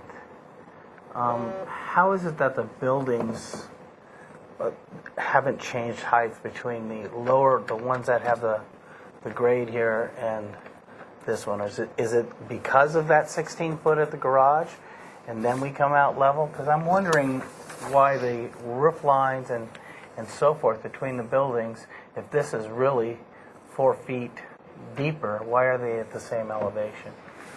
So, Am I just missing something? yeah, the parking garage has to achieve a certain, certain height in order to function the way we need it to function. So it starts at grade, and then we go up the 4 feet, and then we have the ground level units, which are those apartments that you see in the site plan there, and the community space. And because of that community space, we're proposing a 10-foot plate there. And then that brings everything level with the top of the parking garage for the next level up. So the second story it sits on top of the community center, and those 3 apartments is at the same level as the top of the parking garage. That makes sense to me. Okay, so we have basically 2 separate buildings. Is the reason that you have all the bridges that connect the 2 buildings together because you don't want 2 elevators, or why is that both of these buildings need to be connected? Well, it's really one building. Functionally, from a building code standpoint and from the way it functions. But we wanted to break up the buildings in a manner that sort of created an opening there that you could actually see right through the landscaping on the other side of the building. And the bridges, yes, we have a single elevator that serves the whole building, but the exit systems are all geared around the notion that it's one building, so that from any of those levels you have access to two exits from any point in the building. All right. Now, how many handicap units do you need to provide for this particular 47-unit project? So all the units are handicap accessibility adaptable, because it's an elevator building. All the units are adaptable. 10% of them will be fully outfitted as 100% accessible. Okay, and maybe more. We just haven't quite kind of. All right, so you have 10% potential handicap adaptable. Why is there only 1 handicap parking spot? Well, there's actually 2, but I think it was just mislabeled on the. It's not properly laid out there. Yeah, 2 are required by code. So the loading zone would actually have to shift over, and there'd be 2, 1 on either side of a loading zone there. Where's the loading zone? It just wasn't labeled properly. Okay, so in the back there, the storage area, you're proposing that to be bicycle storage, just from what I heard you say. How does the bicycles get to that area? I see stairs going up to there, and I don't really see any type of level ground that goes to the bicycle storage. So we're still at this conceptual level. We haven't really worked out the details of that, but again, there will be an access point. It may be, hopefully from inside the parking garage, but something that still needs to be worked out. All right. On the fire department easement, you have a 16-foot, and 6 feet of it is an easement from the property next door. That's correct? That's correct. Is there a situation where there would be vehicles parked there from the next door neighbors, or is that to remain open at all times? Yeah, an easement is required by its very nature to remain open at all times. Anyone obstructing the easement is obstructing the ability to use that easement, and it'll be marked as a fire lane with no parking allowed. And currently, there's no fence lines or anything on that. It is currently used as an easement? No, after we did all the soil remediation, we had some temporary fencing there. Yes, and I noticed there's a tree in front of there, but that tree is not there. That was just a graphical error. Right. All right, I think that's all the questions I have. Mrs. Poole. I think I only have a question about the parking number and the arrangement. Is it possible to, by rearranging or somehow otherwise orienting the parking to squeeze out more parking than is shown, and add a few extra guest parking or employee parking spaces? Well, I think you can see from the garage that it's very tightly configured right now, and I think that, even if we could, obviously, we'd love to throw a couple of extra spaces in there, but there's just no room right now. But we'll be All thinking right. about it. Yes. Okay. Chip? Yes. I have a couple questions. Number one, you have 1, 2, and 3 bedroom units, and based on today's market rate, well, what would the rental rate would be for those 1, 2, or 3? You asked me a complicated question. It's not complicated, but I'm just trying to think. Numbers, I've seen some of those numbers recently. I believe the rents for 1 bedroom might be around, do you have, Morgan? But I'm guessing, this is a ballpark. Right. I'm thinking they could be around $800 to $900 For 1 bedroom. for 1 bedroom. 2 bedrooms could be between $950 and $1,000. And I think 3 bedrooms, the top that I saw the other day is $1,300. And then you mentioned that because it's the low income housing, you have to cap the income, right? Correct. For example, like for a 3 bedroom, what would the income be? Well, we have so many units that are at different income levels. So some of the lowest income levels, someone might make $18,000 to $20,000 a year, right? And on the high end, we might have a family that makes $38,000 a year.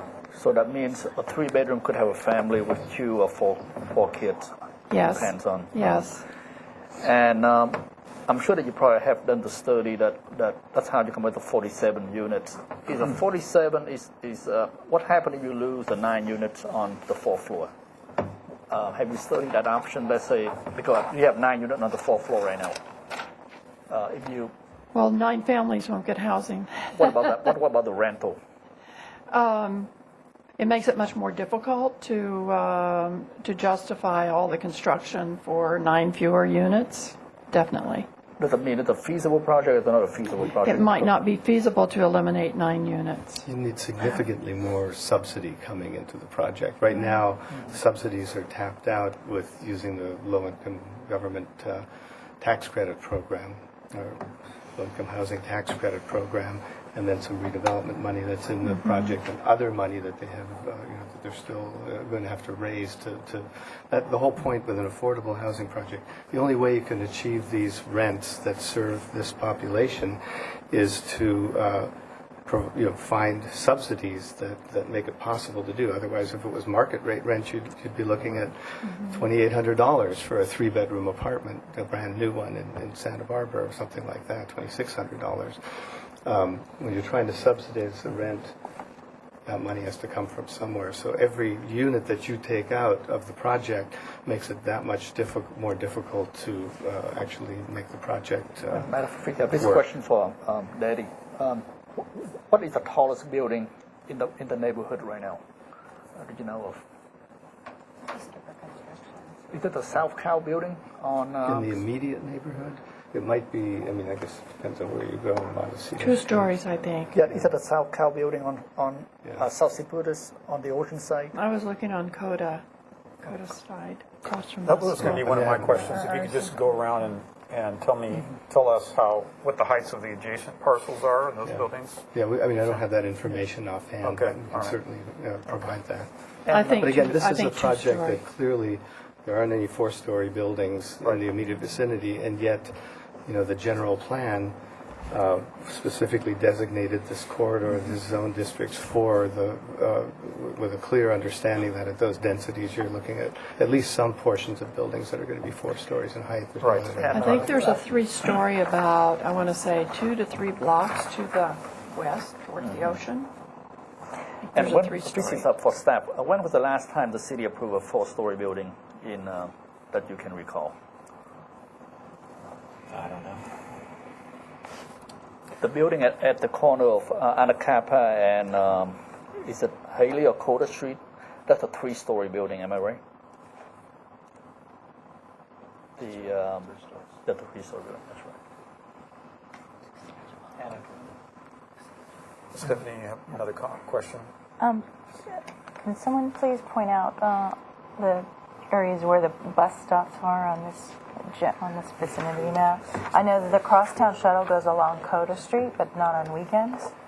And you're across the street from MTD, but I don't know about the... I think Haley has the It stop. looks like these are the bus stops. Okay. It's a one-way street, so it only has a stop lane one way.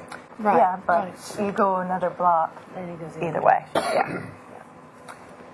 Okay, unless there's other questions from the board? Yes, Howard? So I'm looking at the plan here. This is probably a Daddy question and anybody else question. And it says reception, office, maintenance, classroom, community room. So are these, or I guess someone said there was that one resident employee. So I see all these offices, are these also residents? There's 4 different people in there. No, the person who lives there is also the office manager, so they would be manning the office and also live there. So they also are the receptionists? Yes. They're They're an office manager, receptionist. everything. And then office and maintenance? And the maintenance people do not live there. They would be going there to do some maintenance periodically, but they have to have a storage shed for equipment. Okay, so they have an office here. If they need to go on site Right. to do, Okay, so this is a complex for the workers of Santa Barbara. yes. So where does an electrician park and a gardener park and a plumber park and a services person, all the service people, assuming that some of these employees may not also be the gardener for the premises or the electrician for the premises. Where do those people come into this project and park so they can be off the street and service the building and take care of business? Well, usually our own staff, our own maintenance staff do the gardening Where do they and the park? maintenance Where as do they well. park? And they Howard, would, I appreciate the question, but at the same time, we have many commercial projects that come before us where we don't raise questions like this as to how the building needs to be maintenance, a plumber needs to come, a gardener needs to come, where do they park? I'm not sure it's appropriate to raise it. Everyone has parking concerns in this area, and we've heard it from many people now, but I'm not sure that specific question really is appropriate to be asking Well, I the respectfully applicant disagree. at this point. Okay. There is a big concern about parking. There is, and that's just for the residents. And there's another concern about the service of the Employees. building and employees. And we were told only one person, they live on the premises. Right. But I see 5 different buildings here, 5 different rooms. that Okay, have so you can add employees. that to your comments. Well, that's what I'm trying to ascertain. Okay. Can I Okay, but respond? we've gone way over our time. Oh, I for this didn't know that. project. I was just Okay, asking the question. I'm just trying to keep it brief, that's all. I'd be happy to respond just to try and Okay, all right. provide some clarity here. Typically, what would happen in a situation like this is most people will have their cars with them. If they own a car, they'll probably drive them to work. So during the day, when the landscaper comes, or when the plumber comes, or when somebody else comes, they can share the parking that's on the site, which is, I think, customary in most projects. So that's how it would be So you would have accommodated. a service person using a visitor using a residence parking stall. I think they could certainly do that in the daytime period. That's the answer. Thank you. I just wanted to mention that, as I said, I mentioned the 5 properties here in Santa Barbara, but we have many other properties up and down the coast, including some that have this underground parking like this. And we've found in all cases they're not using all the parking. And in one of our properties in San Luis Obispo, downtown San Luis Obispo, it's mixed use. So we have commercial plus residential. And we found that we used to give each resident a numbered space to use, and not everyone's using them. So we let the commercial people use the overflow. Okay. So we're very I think that cognizant. covers that issue. I just have a couple of other questions before we go on to comments. One that was mentioned by one of the public is about public views. If you could briefly address that, how you're affecting public views with this project.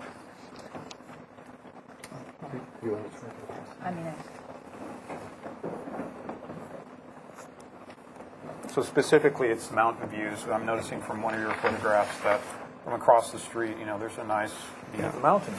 Well, those views are going to be blocked by the building, there's no question. Right. Yeah. They're not identified specifically as public views that have to be preserved for any particular reason. They simply, that's just the case. When you have a vacant lot, nothing on it, and you build a building, those buildings are going to block the views, and that is true. But if there is a particular view that is of public concern, we'd be happy to provide the visuals that might be needed to address that. But Okay. And then just again briefly, there was a question about proximity to services. And I know this has already been designated as appropriate for this type of development because of proximity. Maybe you could just briefly comment on that.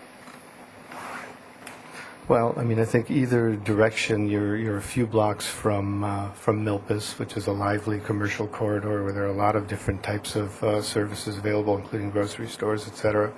And then we're a few blocks to State Street in the other direction. So while there aren't any, I wouldn't say there's no grocery store within like an immediate block of the development that I'm aware of, but there are some other, other kinds of services there. But yes, this is kind of in between those two commercial corridors, but within walking distance. And there are some restaurants along this corridor, and coffee shop. There's a park that's a block away, and this is one of these situations once a development like this happens, and there are actually people living here, businesses kind of rise to the occasion. I think that's kind of and they're in close proximity to schools as well. I just want to add one more thing about the parking. It's kind of an interesting case study, and that is Casa de las Fuentes, which is a project that we designed for the Housing Authority located at the corner of Carrillo Street and Castillo. You might have seen it, the little fountain in front. Has some three-story elements, has a parking garage, somewhat similar. There's 42 units on that property. It's at a density of about 56 units to the acre. We provided 42 parking spaces for that project. And that was a concern at the time. People said, oh my God, that's not enough parking, blah, blah, blah. It turns out in reality, and I've been there many, many times just to take people on a tour through the property, and verified by the Housing Authority, only about half the people who live there actually have cars that park in that parking structure. Anytime you go in there, you'll see a scattering of cars. Now here we do have some families, and maybe the parking garage will be a little more utilized, but I'm pretty convinced that it's probably not going to be 100% utilized. That's been our experience. With not all the families have cars. They're expensive to maintain, and many of the families use public transportation. They use the bus or they bicycle to work. So we have found that pretty consistently. Those additional comments are really helpful for all of us.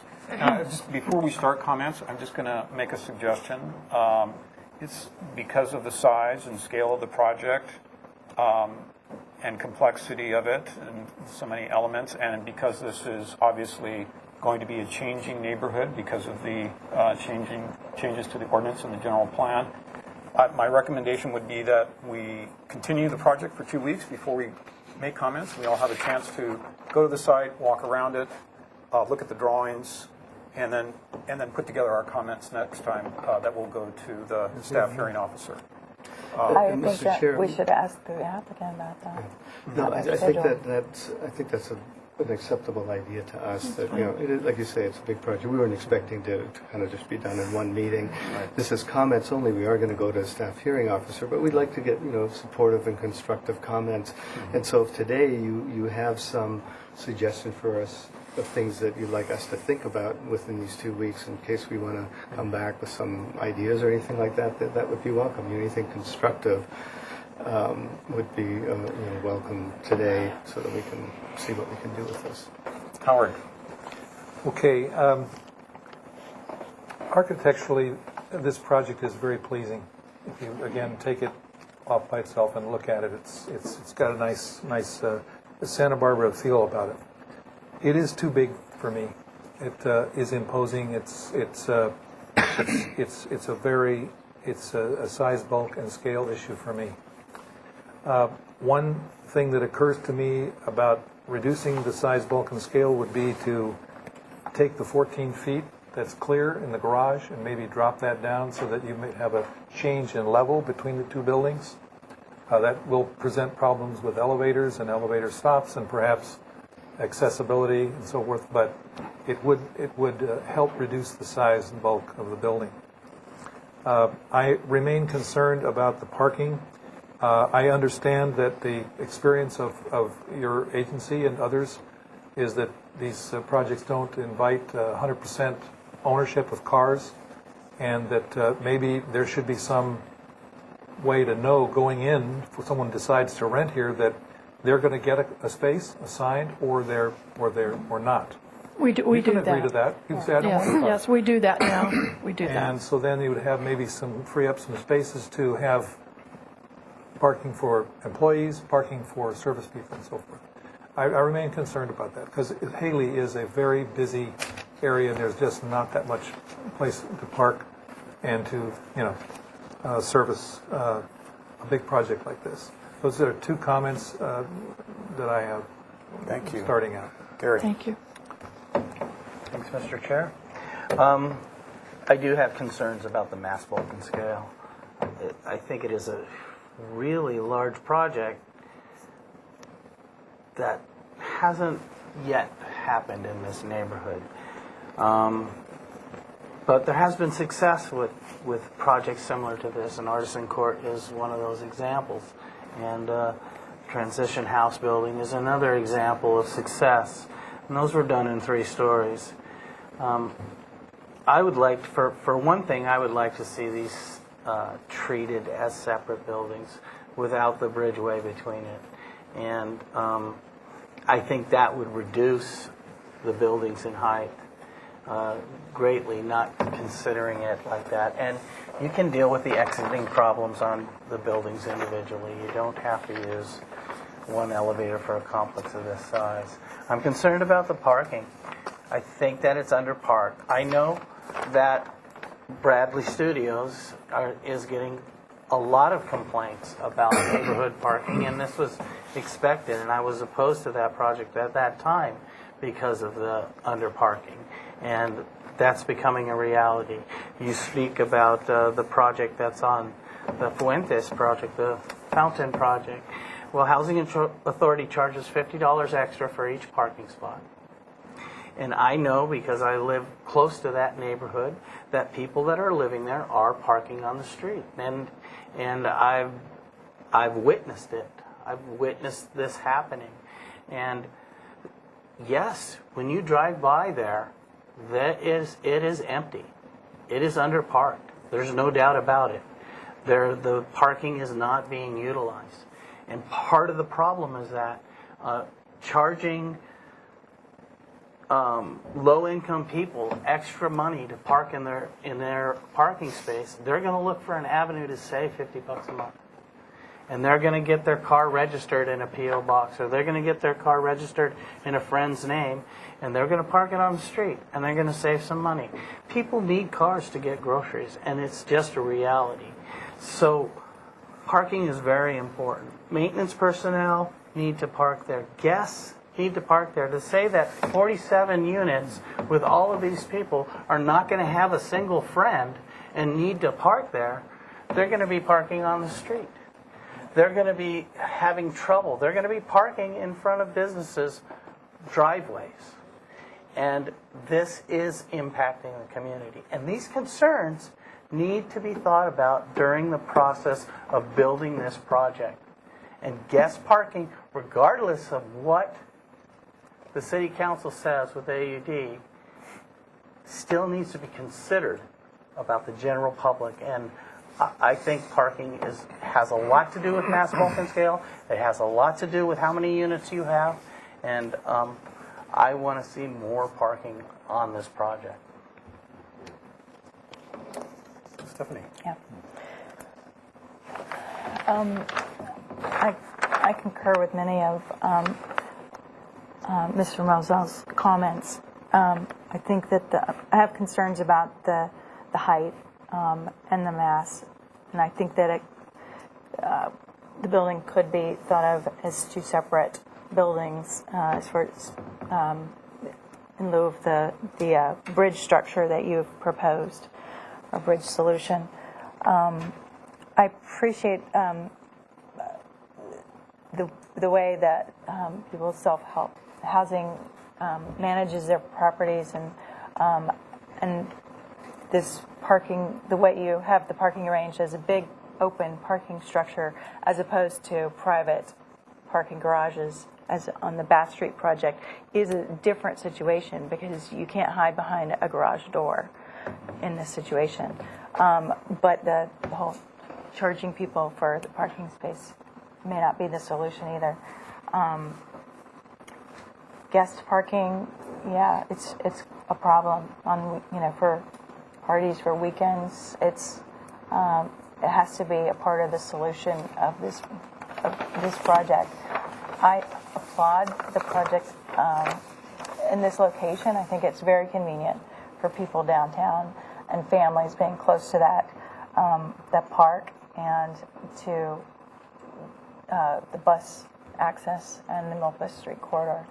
And it seems like a logical location, but the scale and the bulk are a concern. Just a question: if you were to provide guest parking, is it 1 per 4 units? 1 per 4 would be the standard requirement. Sorry, Armando, do you have a comment? I'm sorry, I thought it was 1 per 6. 1 per 6. Okay. Tip. Yes, I do agree with the comments by the other board members, but I do feel it's a beautiful project, the way it was designed and the way that you separate it's one building, but it looks like 2 buildings, which I thought was successfully done. I do have a concern about the 4-story element. I need to go out and see it and see what the effect it has on the neighborhood. But I do feel that there are many options in addressing that issue and maybe look at the number of unit counts. I mean, like either the 2-bedroom, 3-bedroom, or 1-bedroom, maybe you have more, perhaps 2 bedrooms, or maybe more 1-bedrooms and take out some of the 3 bedrooms, and maybe that way you can reduce the massing a little bit. That's probably one way you want to take a look at. Secondly, the front area of the project, the community room and all the offices up front, I'm still a little mixed emotion about. It's almost 4,000 square feet of space in front, and that could be perhaps 1 or 2 units in the front. Cut that area down. By doing so, you might be able to be more successfully reduce the massing of the building. And as mentioned, you can even bring the garage down instead of 14 feet down to 11 feet, and that could help a little bit. But to plan a 4-story building in this neighborhood, I do have a concern about that issue. But it's a nicely designed project. I'll just add a few additional comments. I think that the overall massing approach is a good one, that you put the 3-story elements along the Sauce Puerta side and the 4-story tucked back where it's being mitigated by adjacent construction and properties to the rear. I would like to see the heights of those buildings maybe represented on the elevations so that we can get an idea of how they're placed, how their impact. I guess we have one missing elevation too, don't we? Mm-hmm. Yeah, we're missing one. It's this interior view here. And I also feel like the general composition along Sauce Puertas is okay. I feel like the 3-tiered bridge element needs some work. That it looks overcrowded or it's not quite working in terms of its design. I think something else needs to happen there to make those bridge elements look like they go together, like it was part of a harmonious design. And I also think that there could be more play. I mean, you've started to get there with all the different types of detailing and window treatments and so on, but I think maybe there's some more flat roof elements and changes in roof heights that could be implemented, maybe some chimneys or something to break up that roof line more and get more variation in the and play in the overall composition. And that becomes a concern along this side as well, although I realize this is very preliminary, and that this is the rear of the project, and we have adjacent buildings along the side, but I think there's definitely some more work that could be done, particularly to the portions that are closer to the street and more visible from the street, to introduce the kind of really nice compositional elements you've got going at the corner. But I also, in general, see this as a very large project in a neighborhood that is going to be going through very big transitions in the coming years, coming decade or more, and being the first project of this size and character in this neighborhood, it has a special burden of setting precedent. So I would very much like to continue this for 2 weeks with the comments that we've already made to just be in the record, and we can come back and reiterate those comments. If you'd like to make some changes and add some more information next time, that would be my suggestion. So we have a chance to make a site visit. Chair, I appreciate all your comments. Yeah. And Deddy's job is to respond to them now. Thank you. That's his job. We'll try to do our best. We want to be good neighbors. Catholic Charities is next door, and they have solar panels, and they want to make sure we're not shading their solar panels. So we're trying to be very cognizant of the neighborhood. So, so would someone like to make that motion for a 2-week continuance? I'll move for a 2-week continuance. Howard, to have a second? Second. Stephanie, all in favor say aye. Aye. Opposed? Abstained? Motion carries. thank you very much. Thank you.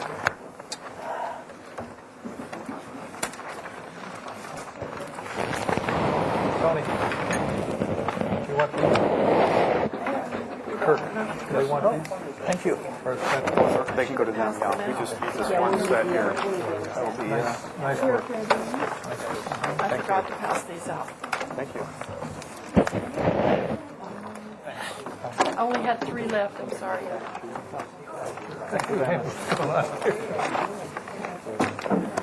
And they finally hit me off the street. So are we on schedule? No. Please. Really? Yeah.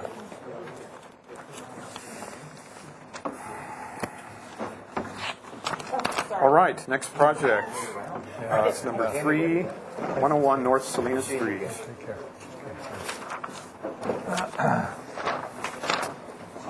It's going to take a 2-minute break before we start the next project. That's why we. That's all right. You can roll your plans out. That we discussed were the removal of some excess paving. So we actually had the paving coming all the way down to this area. I spoke with Public Works. We pulled that out. Before we had concrete in this area, and what we've done is we've changed that to paving, dealing with also the stormwater protection in that and of itself. Having the permeable paving will then deal with that Tier 2 stormwater protection issue. I've spoken with Public Works about that, as well as we'll be doing a bioswale along the 2 edges, just for any additional overflow that we have. But that's just kind of a secondary element that we discussed. There was a request for a color rendering in regards to the colors that were proposed. Which number is that? That's number 3. Okay. Before we were showing a plaster building for the garage and second-story unit.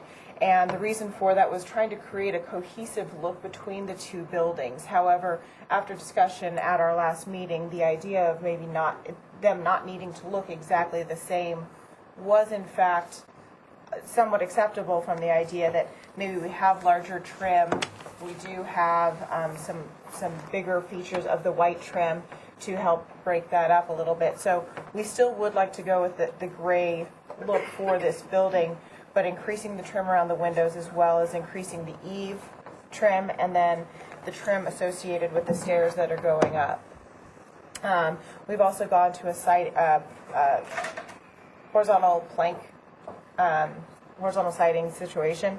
And at some point, when the client has more money, they may do the house that way, but at this point, that's not an option. So the plaster will be a lighter color of gray. So from the standpoint of the colors that we've proposed, the darker gray for the areas that have the larger white trim, and then the lighter gray for the plaster itself.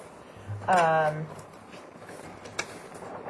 apologize, this photo is slightly blown out, but I did want to show the color increase to the plaster itself by going to this isn't that great. Going to this would have been exceedingly dark. So that was our compromise, coming down to this level for the existing house and then having the darker for the smaller unit that will be the garage and upstairs unit. So that's one of the items. So the color board was changed from last time? Yes. Okay, and this is the new one? The existing house was blue. Yeah, it's like a gray blue color. That's it's a little bit lighter than this steel gray color.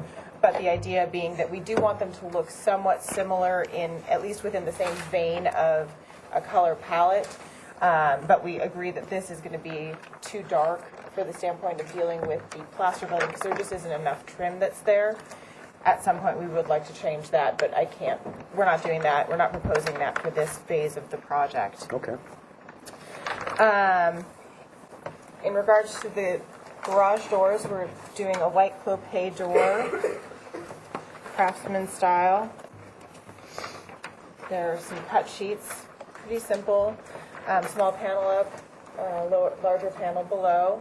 I think it feels very similar to a lot of the home's features associated with that. I'll come back and talk about all of the details all at once. Let's go back to the site plan. So there was a number of questions in regards to having a landing and how we dealt with, so numbers 9, 10, and then 14, 15, some additional items. The idea of creating sort of a look for this building to be its own and having a sense of entrance from the street instead of having the idea that everything has to come up through the driveway. So the idea is to create a landscaped entrance, if you will, having 2 matching plum trees on either side from the street, having a designated pathway, creating a landing, and not actually having a landing that comes directly off of the driveway right here, but because there is a differential between height in this area from this pathway, actually having stairs that come down onto the driveway there, but really creating this sort of corridor from the sense of entrance for this building itself, without trying to make it seem like a separate lot, but still keeping it cohesive in this area. Then we started adding some additional plantings, some avocado, apricot, citrus trees. We removed some of the decomposed granite here. I still like the idea of utilizing a gravel or DG pathway system in conjunction with more plantings up front and in the back. And then we have suggested over here either doing, I have a concern that juniper won't grow in this area, so I've suggested bougainvillea, but if that's not acceptable, we do have an alternate for a Taylor juniper tree along the property line to help screen the neighbor's home. I spoke with Public Works. One of the questions that we discussed was the trash storage that was going to be adjacent to the garage. And I talked with staff as well as Public Works, in regards to relocating the trash cans over here so that they're more easily accessible, easier to bring out to the street. And they felt that that was acceptable if we had a screening of a fence right there. So it gives us a much easier access to the garbage cans as well. Irrigation plan, we're planning on doing all drip irrigation. We're not looking for, we've got all drought tolerant plantings. So I'm showing a very simple drip system. And then the vegetable gardens themselves are going to be hand watered. We won't have an irrigation system with that, just due to what she would like to plant there. In regards to the details associated with the balcony and the doors, I know that had come up as a question. Oops, sorry.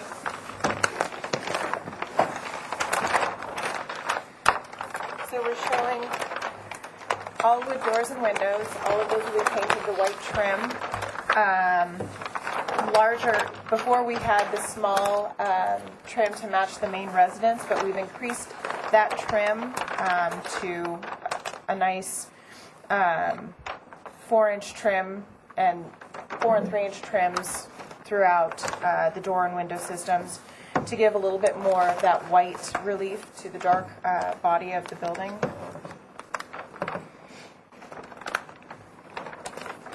Details. And then in regards to the balcony and the stairs, I listened to what Stephanie had mentioned in regards to having the risers be open. So we are proposing to eliminate the plaster that was shown before, have that be open, a dark mesh screen behind it just for rodent control, just because I don't want to have stuff crawling in there. One thing that one new detail that has occurred is along the stairs themselves, what I'm showing is, in conjunction with, since we're doing the horizontal plank siding, having a white trim board that runs, keeping this open, creating sort of a nice little detail on top of this, the dark field that's there, that runs into each riser so that you can see it just hit right at the edge, keeping it open, allowing there to be some breathability. This then becomes a garden storage, whatnot, underneath there. So. Where is that detail? Stair edge? The stair detail, you can see that right here on detail 17 and detail 14. Oh, I see. Here we go. Yeah. And I tried to do an axonometric in 17 so you got a better idea. The balcony edge would just mimic that, being a flat, plain element. Originally, I was going to have it mimic a little bit more of the eave. However, I don't want that extra piece. I just would like it to really kind of tie in with the way the stair system is working. And I think that addresses it based on the comments. Okay. So I wasn't here for the last review, so I'm relying on the other board members to make sure that all the comments have been addressed. And we have a person from the public who would like to speak. Diane Jones.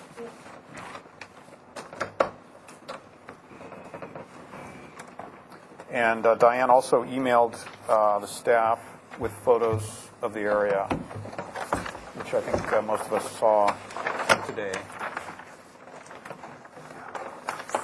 Hi. My name is Diane Jones. My parents own the property, 105 North Salinas Street, right next door. And they are unable to be here today due to the last-minute notice of when the meeting was. They're out of town. So I'm just here on their behalf to see what's going on, but I just also have a couple personal comments. So my parents were happy to know that I was able to provide photos of what the location looks like today, since it seems like from last presentation there was schematics and there was another house that had the same paint color, but not actually the place that we're talking about. I have just a couple questions. One is the open steps and the reference to rodent control. I'm curious as to where those steps are This property already has a rodent issue due to the excess weeds and et cetera. So I want to find out where that is. Okay, so right here. Okay, so that's the main house? No, this is the secondary house. Okay, so there's already a rodent problem there because we're getting her moles and gophers over on our property. We've been fighting them for a couple of years. So okay, so that was my one question. And the other question is the location of the garbage. It looks like it's going to be backed up right to 105 North Salinas. Is that correct? The far back corner border of our driveway? The back corner of our driveway? Yeah. This Okay. is the back corner of your building, yes. Yeah, okay. So, Like, is this a paved area in here? It's what I talked with Public Works about was this being a depressed gravel retention area. We're going to plant this whole area right in here with, like I said, either the bougainvillea or the idea of the juniper trees, so that there was some sort of buffer, visual buffer. But it's eliminated here because of the gravel, Yes. right? Is there fencing around this too? Yes, well, there's Oh. fencing along here. Oh, okay. That's how high? 6 feet, I believe. Okay. that, No, I'm sorry. I shouldn't have interrupted. actually, I just wanted to no, it's clarify actually that. higher than that. I don't think that's a legal fence that's back there right now. In between 105, 101, and the neighbor behind on, I don't think that's legal. 1321. Yeah. Okay, well, I'm sorry I so- interrupted you. okay. You're given 2 minutes. Okay, and so you- my other my concern is the location of the garbage. Given the way this property looks now and has looked, as other neighbors expressed in the last meeting, I'm concerned about the location of garbage right next to where I get out of my car every day. Okay. And I'm just concerned. The way we emailed photos of the way the property is now, that's the way the property is. Other people have mentioned it. She's got some work she's planning to do. She's probably not planning on putting anything into it, but I'm concerned. The way the property looks now, the garbage right next to mine, where I would be around it, smell it, see it, it's a problem. All right. So it's a concern. And that's my only concern. All right. Thank you for Okay, your thank comments. Questions from the board? Oh, sorry. Can I say one more thing? And the color of the house you'll see in the photos, it's a light blue. Yeah. Stephanie? One of the comments that was not addressed is to add the type of roof covering to the carport. Oh, right. We are matching the existing, and which is, it's Tamka, Tamka rustic black is the existing house, and we were just going to match that. Rats. It looks like a stain. Broken again. Is it a stain or is it a paint? On the roof? The roofing Is this the roof here? Yes, Oh, okay. that's the Okay. roofing. All right. So the siding is, what kind of, It's a hardy board. Hardy board. Okay, I saw it on the detail. okay. And this is a brown? It's called rustic black. Okay. I mean, it's one of those things. It's existing out there.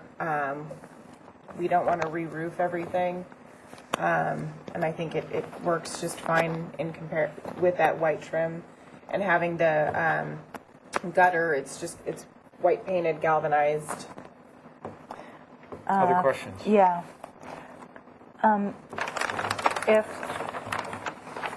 If you perhaps made the retention basin underneath the trash cans, could you plant across that property line all the way? Absolutely. And made the base of the garbage can area gravel? Yes, as your and retention basin? we could also at that point create a secondary fence that would go around it. I know. I thought I asked this the last time you were here. Do you need this whole depth for a car? Yes. You can't. No, because it's within the front yard setback. Because we have two front yard I asked setbacks. that last time. Yes. Okay, got it. Let's see. Any other questions that were missed on here? Study the light plaster. That's not lighting. I think that's.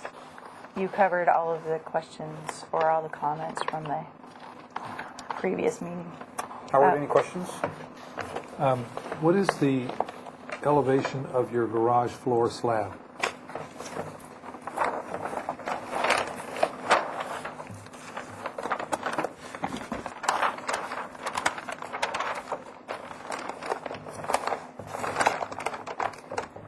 It is 50, it hits at 56. Okay, 56. So this is all, and what is happening what is the elevation of your uncovered parking space along the side of the property there? The finish over there is 55. Okay, and so you have a retaining wall? Right, yes, right along here. It's Okay. basically like, it's a 12 to 18-inch retaining wall curb. Okay. And so 55 goes all along the edge of the two garage doors, right? That's correct. And so then what is happening as you come toward the street here, 55, and you're biting into the hillside there with 57 now, so you've got a 2-foot differential. So we're creating, basically, from what I've talked with Public Works about, we'll be doing a curb that is also a retaining on this side. We'll be planting all along here. That's why we've got the steps coming down. Right. The apron will come down off of the drive. We have basically a low point right here, and then we have a trench drain coming through here that we will be tying into the curb cut outlet. So what is the difference in grade between this gravel path and the edge here at the retaining wall? 12 inches. Only 12 inches? Yes.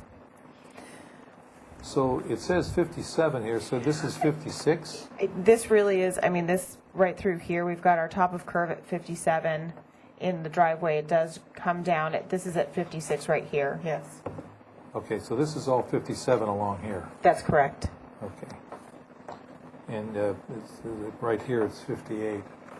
Right at this location right here. Yeah. Yeah, but also this comes up over here, so it's, I mean, you basically have, So you're walking in at grade, yes, and then you're going down the path a little bit. that's correct. Okay. Just wanting to understand. No, it's been a fun one. Does that conclude your questions? Yes, civil engineering questions, yes. Gary? No questions. Tip? No questions. I don't have any questions, so we're into comments. Why don't we start at this end? I do like the color scheme. It's and I do like the open staircase and the white wood, and it will be much improved. It needs it. Stephanie?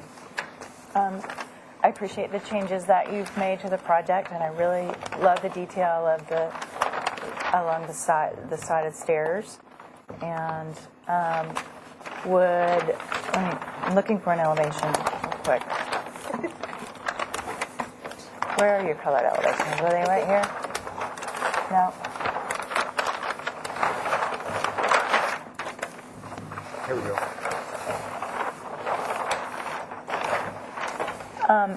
And I really appreciate the white trim. I think that you could even go bolder with it. If not going bolder, I would suggest some corner trim. And that would be all for my comments. I love the bougainvillea climbing on the trellis over the garage doors. And I think it's a vast improvement over the project we saw previously. Gary?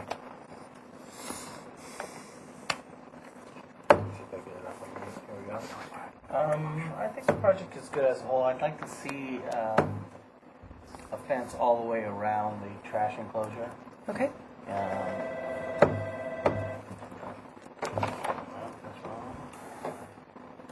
I didn't get it off of you. I'd like to see a fence all the way around the trash enclosure. I personally, I think the colors are too dark.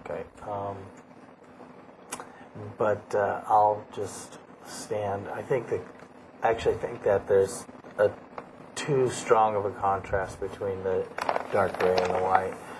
But I'll leave that up to the rest of the board members. I think it's minor in the scope of the project, and I think it's ready to move forward. Howard?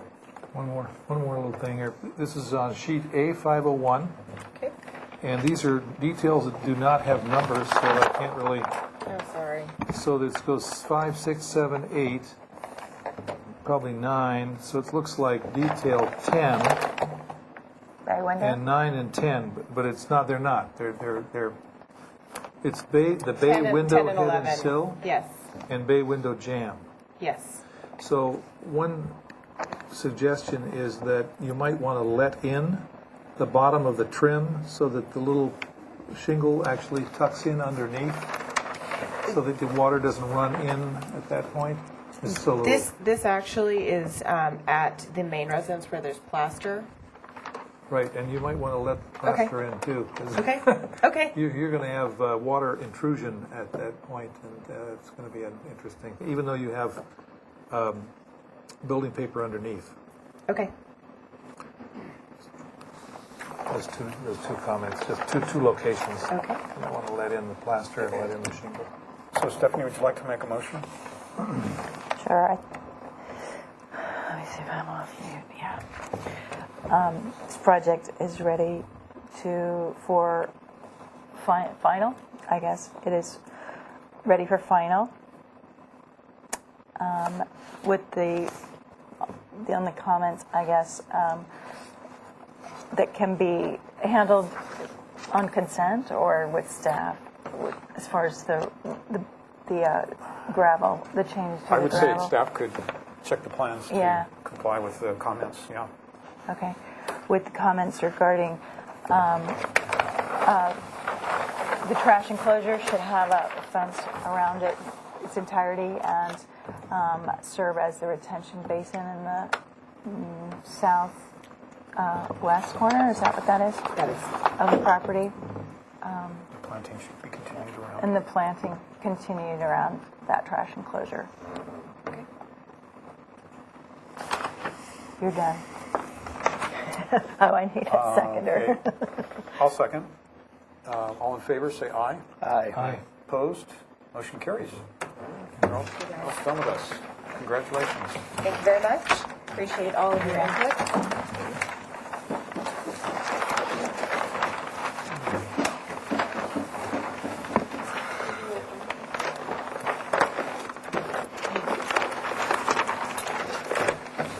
And the next project I need to step down for.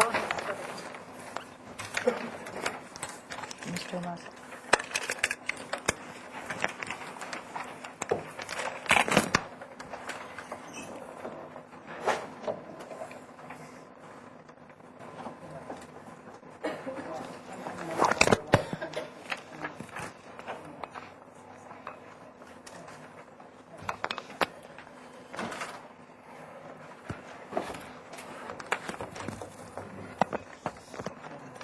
Before beginning this item, you have to read verbatim this statement. Oh, got it.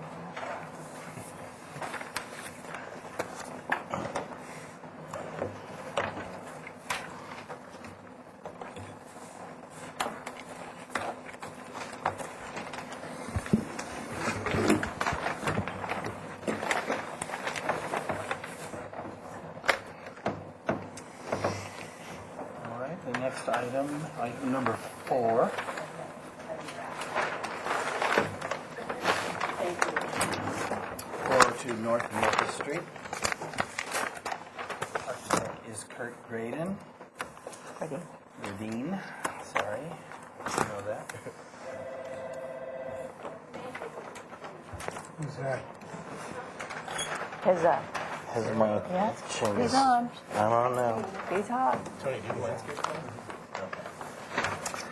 All right, the city council and the attorney has asked me to read this statement that the State Fair Political Practices Act, Regulation 18702.4 B5, states that an official may appear before a design or architectural review committee of which he or she is a member to present, explain architectural or engineering drawings which the official has prepared for a client. And this client designer is Kurt Graydon. The client is J. Paul Bagley III.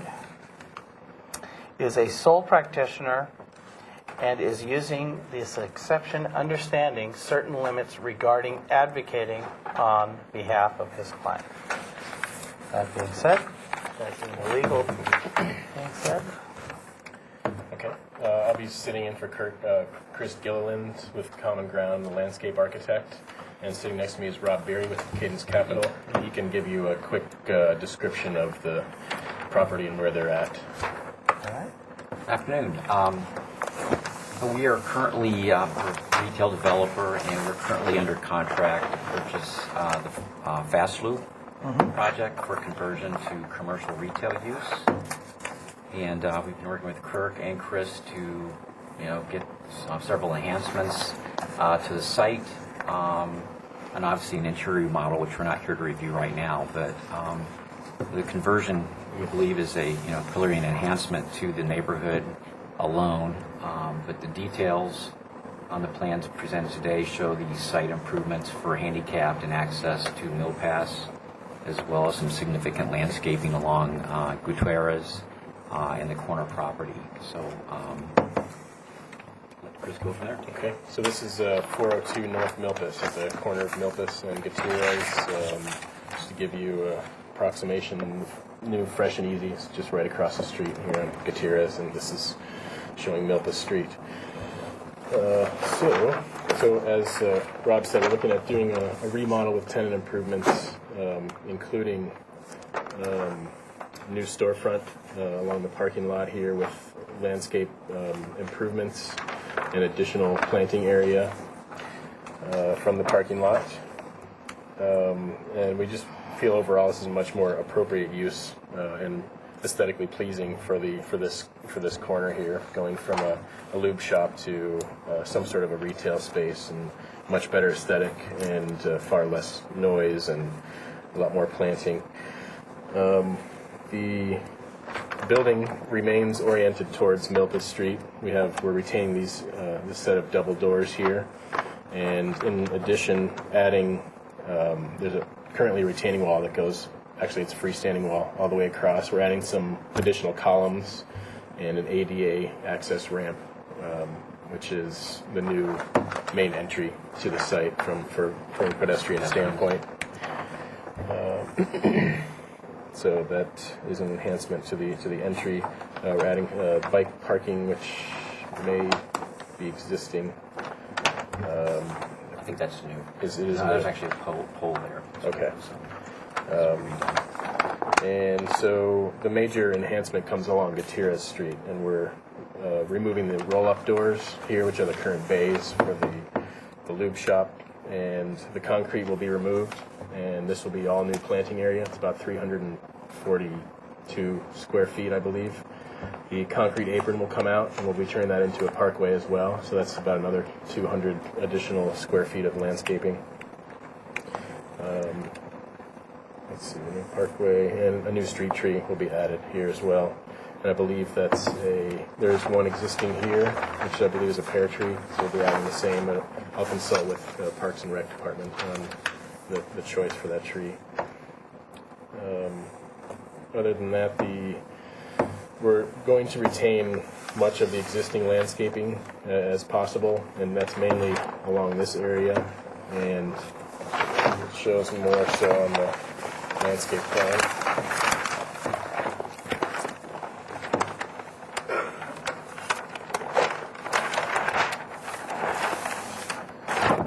So basically this hatch pattern here is all the existing to remain. It'll be upgraded and cleaned up and brought up to the prior proposed and approved landscape plan.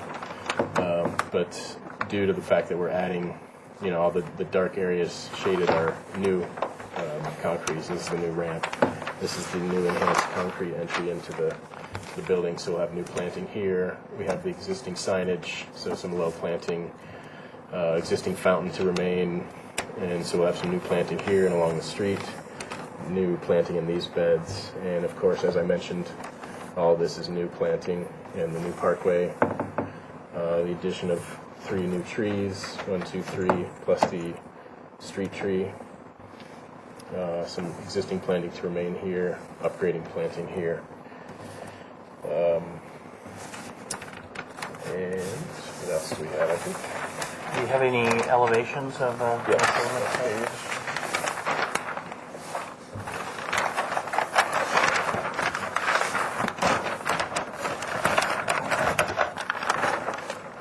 Okay, so this is the north elevation.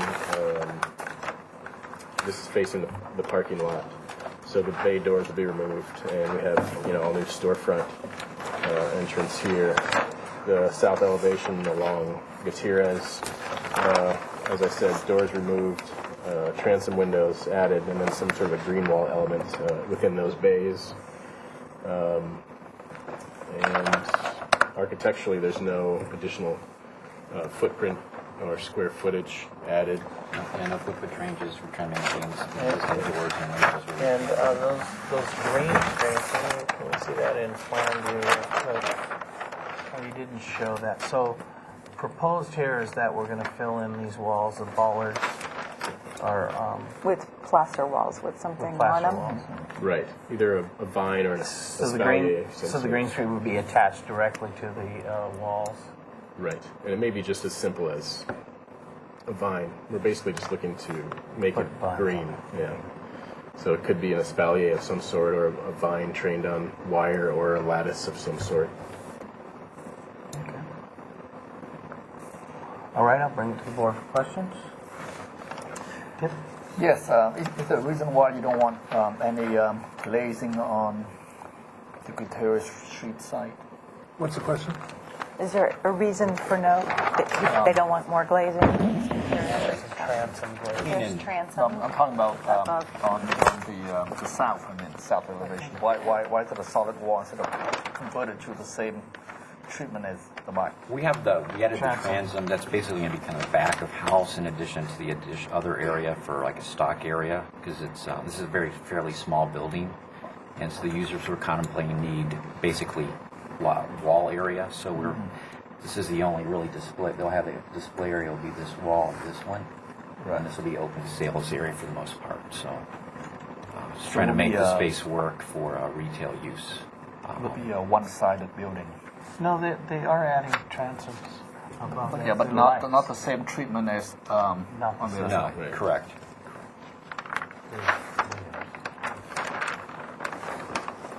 Because this entrance is mainly, as you say, is oriented towards Milpas. Currently, though, you don't even have a sidewalk there. You basically walk through the parking lot. So we're adding the sidewalk and the ramp, and then enhancing the parking lot side as well.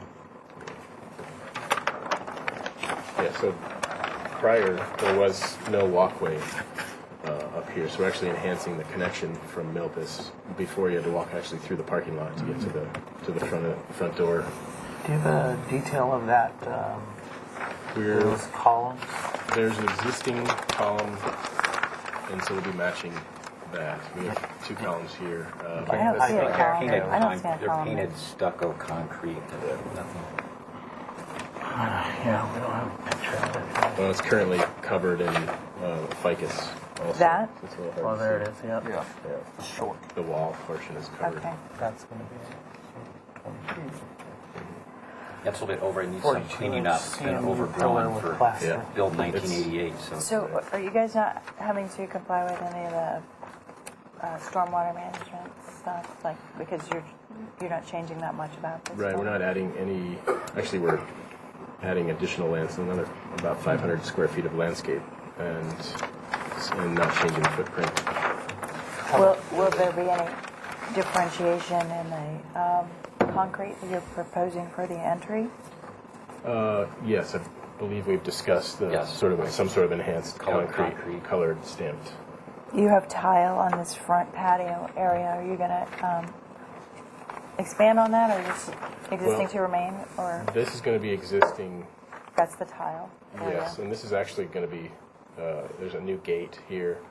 This is sort of back of house. This won't be used. A private patio. Yeah, for the employees. So this will turn into sort of a private patio area for the employees. So my assumption is we'll add tile down to this point, where then we'll pick up with the concrete on the ramp.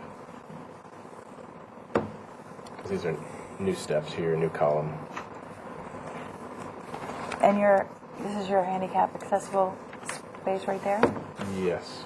And that's This flush? space here, this Is this is flush with the grade on in the parking lot, or does Yeah, somebody have to ramp. go all the way around there? No, this is where. Okay. Yeah. the This, ramp comes this up. is the ramp up to the actual new entrance. Okay. So this will be the main entry to the facility. Will the building be repainted? Likely, yeah, it's be totally repainted. We have, some small infills to do for some panel openings that will not be reutilized. There's a service door, for instance, over that will be removed. We'll have a new utility panel, so we plan on we've got some stucco repair to probably do. But not changing the color scheme. No. Okay. New White, gates green, on the and mission tile. Okay. new gates on the trash enclosure, existing trash enclosure, which is here. That's it for me. My questions. Howard? My question just about the storefront assembly, is that all wood sash and frame? The new storefront would be, I think we have probably a wood transom, but we're looking at aluminum, painted like aluminum storefront, for the most part, below and above in the turquoise color. So you mean the beam, the header, or the transom lights above? The header would be, I think it'd probably be wood to match the existing building, but the main glass area, display area would be aluminum storefront. I think the area up above could be aluminum or wood. Doesn't really, Kirk specified that. Given the look With a and little the detailing, breakout. I would, is this questions or comments? Well, why don't you Questions? roll into comments? I'll roll into Are you comments. done with Okay. your question? Yeah. Why don't you go into comments? I would recommend that the material of the transom lights and the movable doors be wood sash and frame. Because consistent. And I assume that these wood shutters and these little windows are wood sash and frame also, so that these like to match existing? They're existing. I would prefer at least the other frames, like pressure would be as we do wood above, but the doors, we've had lots of problems with wood doors on a retail using. Those could be aluminum. Which ones? To match the main entrance doors. Good There's aluminum glazing clad? there. Or what, aluminum clad? I'm sorry? Aluminum clad or just all aluminum? They'll be typically painted aluminum. It's Well, pre-finished. my experience is that aluminum doesn't paint well. No, it's factory finished. No, it's yeah. The colored cladding. There would be- You can get them in all sorts of You colors. can get them in the In the green. You can get it match. cladded. If you can get it cladded in the turquoise with this matching color, then I assume I haven't seen that myself. Well, if they have existing windows that are wood, they can paint those to match the cladding. Yes, it would all be matching. Yes. The kind of, it's not. I don't know what exact color of green. but Well, we would have to see that. Yeah, obviously. We bring that back color for, sample. for final, for sure. Yeah. Well, anyway, my comment would be to have all wood sash and frame. You do your comments. My comment is that the concept is acceptable in keeping with the neighborhood and buildings that are surrounding and consistent with what is already existing on the property and is acceptable as presented. Well, I've been seeing this building for years, and one of the things I enjoy about the building had to be the flying buttresses. That's what I call it, because it's very strong, dominant, and very bold. And yes, and it seemed to me like it's almost like with closing in on those openings, just like you see it sometimes nearby with a garage door. You put a plaster wall with a garage door, so you don't see a garage door anymore, but the buttress is still there. So I'm not sure. What about? It's a little concern for me. I know that you try to green it, you try to plant. I mean, by the time the planting grow, who knows, a couple of years, but it almost feel like you're filling in those openings. And I do share your concern about the retail spaces on the interior. I'm just wondering, does it make sense, let's say, fill these 3 openings with some kind of wood garage doors. Have a feel like some kind of doors, but brown. So it seems like so you can maintain the concept of the building instead of putting the plaster walls up to 8 feet. Then We talked about that as an option, like keeping the wood, kind of the rustic kind With of look with slats. large slats or Garage hinge. doors We're and- trying to keep the buttresses very prominent on both sides still, because the storefront's still back where Exactly. the overhead door is. So whether that be plaster, stud, or whatever, we could utilize a wood finish as opposed to stucco. because this There's building, plantings, if you know, it was for- built today, it would not have the buttresses if you don't have. Door there. Yeah. So that's kind of. Okay, yeah, we'll explore that. As opposed to infill, that makes sense.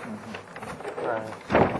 I didn't make any questions, but one was, are we going to do any ADA upgrades to the path to this, or is it acceptable as it is right now? Is that going to be something that's going to come back to us?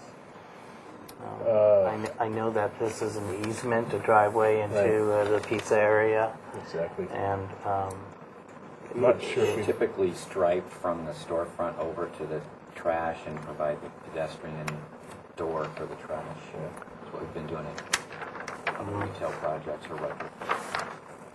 All right, For so- handicapped employees. Right. So we should see a little indication of that on the print. I'll comment on on Tiff's comment. I have seen some buildings with buttresses on the sides of them. I think the Riviera building has it, where the movie theater has some buttresses on the side of it, and it's not an unseen detail. And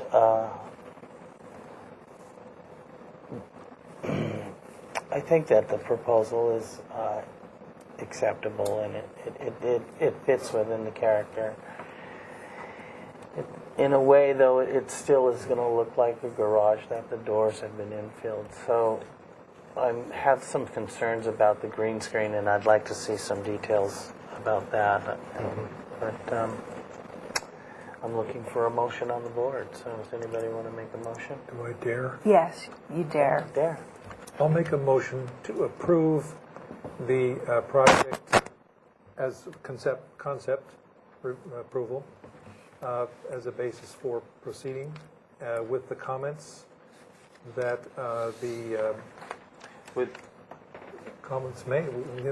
Yeah. So the green screen to be Green considered. screen to be studied and detailed. Move to consent, or I think No. we should see it. you should back to full board? What do you think? Final No, approval. no. Is that what you're saying? Those are the three options. You don't trust Chris. He doesn't trust Chris's screenplay. I think the comment about having the doors be detailed as wooden doors, or to have wood sash and frame doors and windows, needs to be discussed with the applicants, and if they come back with something that is, it's very hard to read these plans and know what is actually proposed for those openings. Okay, so you want to continue it then to 2 weeks? Yeah. With the project design approval? With the project Yes, design concept approval. Right. Yeah. with comments. Right. Comments. So, all right. And then It's ready for preliminary approval, in other words, Tony. with the comments about The green screen the green screen or the wood, or wood doors. wood doors on the entry, on the south elevation, is it? Well, they're both north and Southeast. south. Southeast There's elevation. infill on one, and then there's the doors themselves on the other side. Yeah, they should come back with something definitive And as do- far as the materials go. And do we want to make comments on the fenestration, whether it should be all wood, or we should see That's some... what I just said, yeah. Just define the type of windows, Okay. doors. That was my motion, that the windows be Yeah. sash and frame, doors and windows. Center panel, that makes sense. All right, get a second to that? Oh, Second. can I make a comment? Well, we're in the middle of a motion, sir. Do you know the procedures? We have a motion and a second, and we get a vote? All in favor? All in favor? Aye? Aye.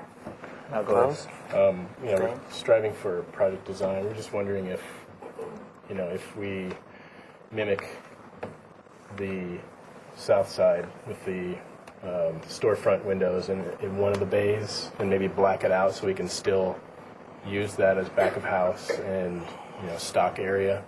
Is that? I'm not sure about that because with the blackout window would look really. Either you do the same treatment on Gutierrez Street as the parking lot, then you need to make sure that all the interior function is floating inside the space, or you propose a solid screening of what you propose, but come up with maybe another option to see how. Yeah, That might make it more contrast, maybe look Well, odd. you can come back to us on You guys that. are so creative. I'm sure you can come up with You can come back to us, but if you did that, I would say blackout isn't there, and you'd need a new interest. I don't know if that would be the way to go. Okay, so blackout's not cool. Blackout is not. so would a garage door style wood? It might work. Yeah, that's another approach that I could see. So the transoms will be eliminated. I personally like the transoms in the I like leave the transom in. Okay. The door. It could be solid below and the transom's above. You feel like the planting shouldn't be growing on the garage door then, as opposed to being in front of? No. It's either one or the other. It's either for me, it's either the green screen or the wood doors, and it doesn't matter to me. And then I the wood think door it's should both. have- Either is a good solution. Put up a transom on top like the way you have them, so you have both. And then you can plant it green down the line, so that could be something else. Yeah, right. So we have a lot of new layered Yeah, planting. plenty of room to work with. Right. Very good. It'll look nice. Thank you. Thank you. Yep. For your time. All right. Dave. Huh? I think we all were in favor. All in favor. All in favor. God, I don't believe it. Adjourn us, please. I will. Seeing how we have no more business to conduct. Agenda. No more business stuff. I adjourn the meeting.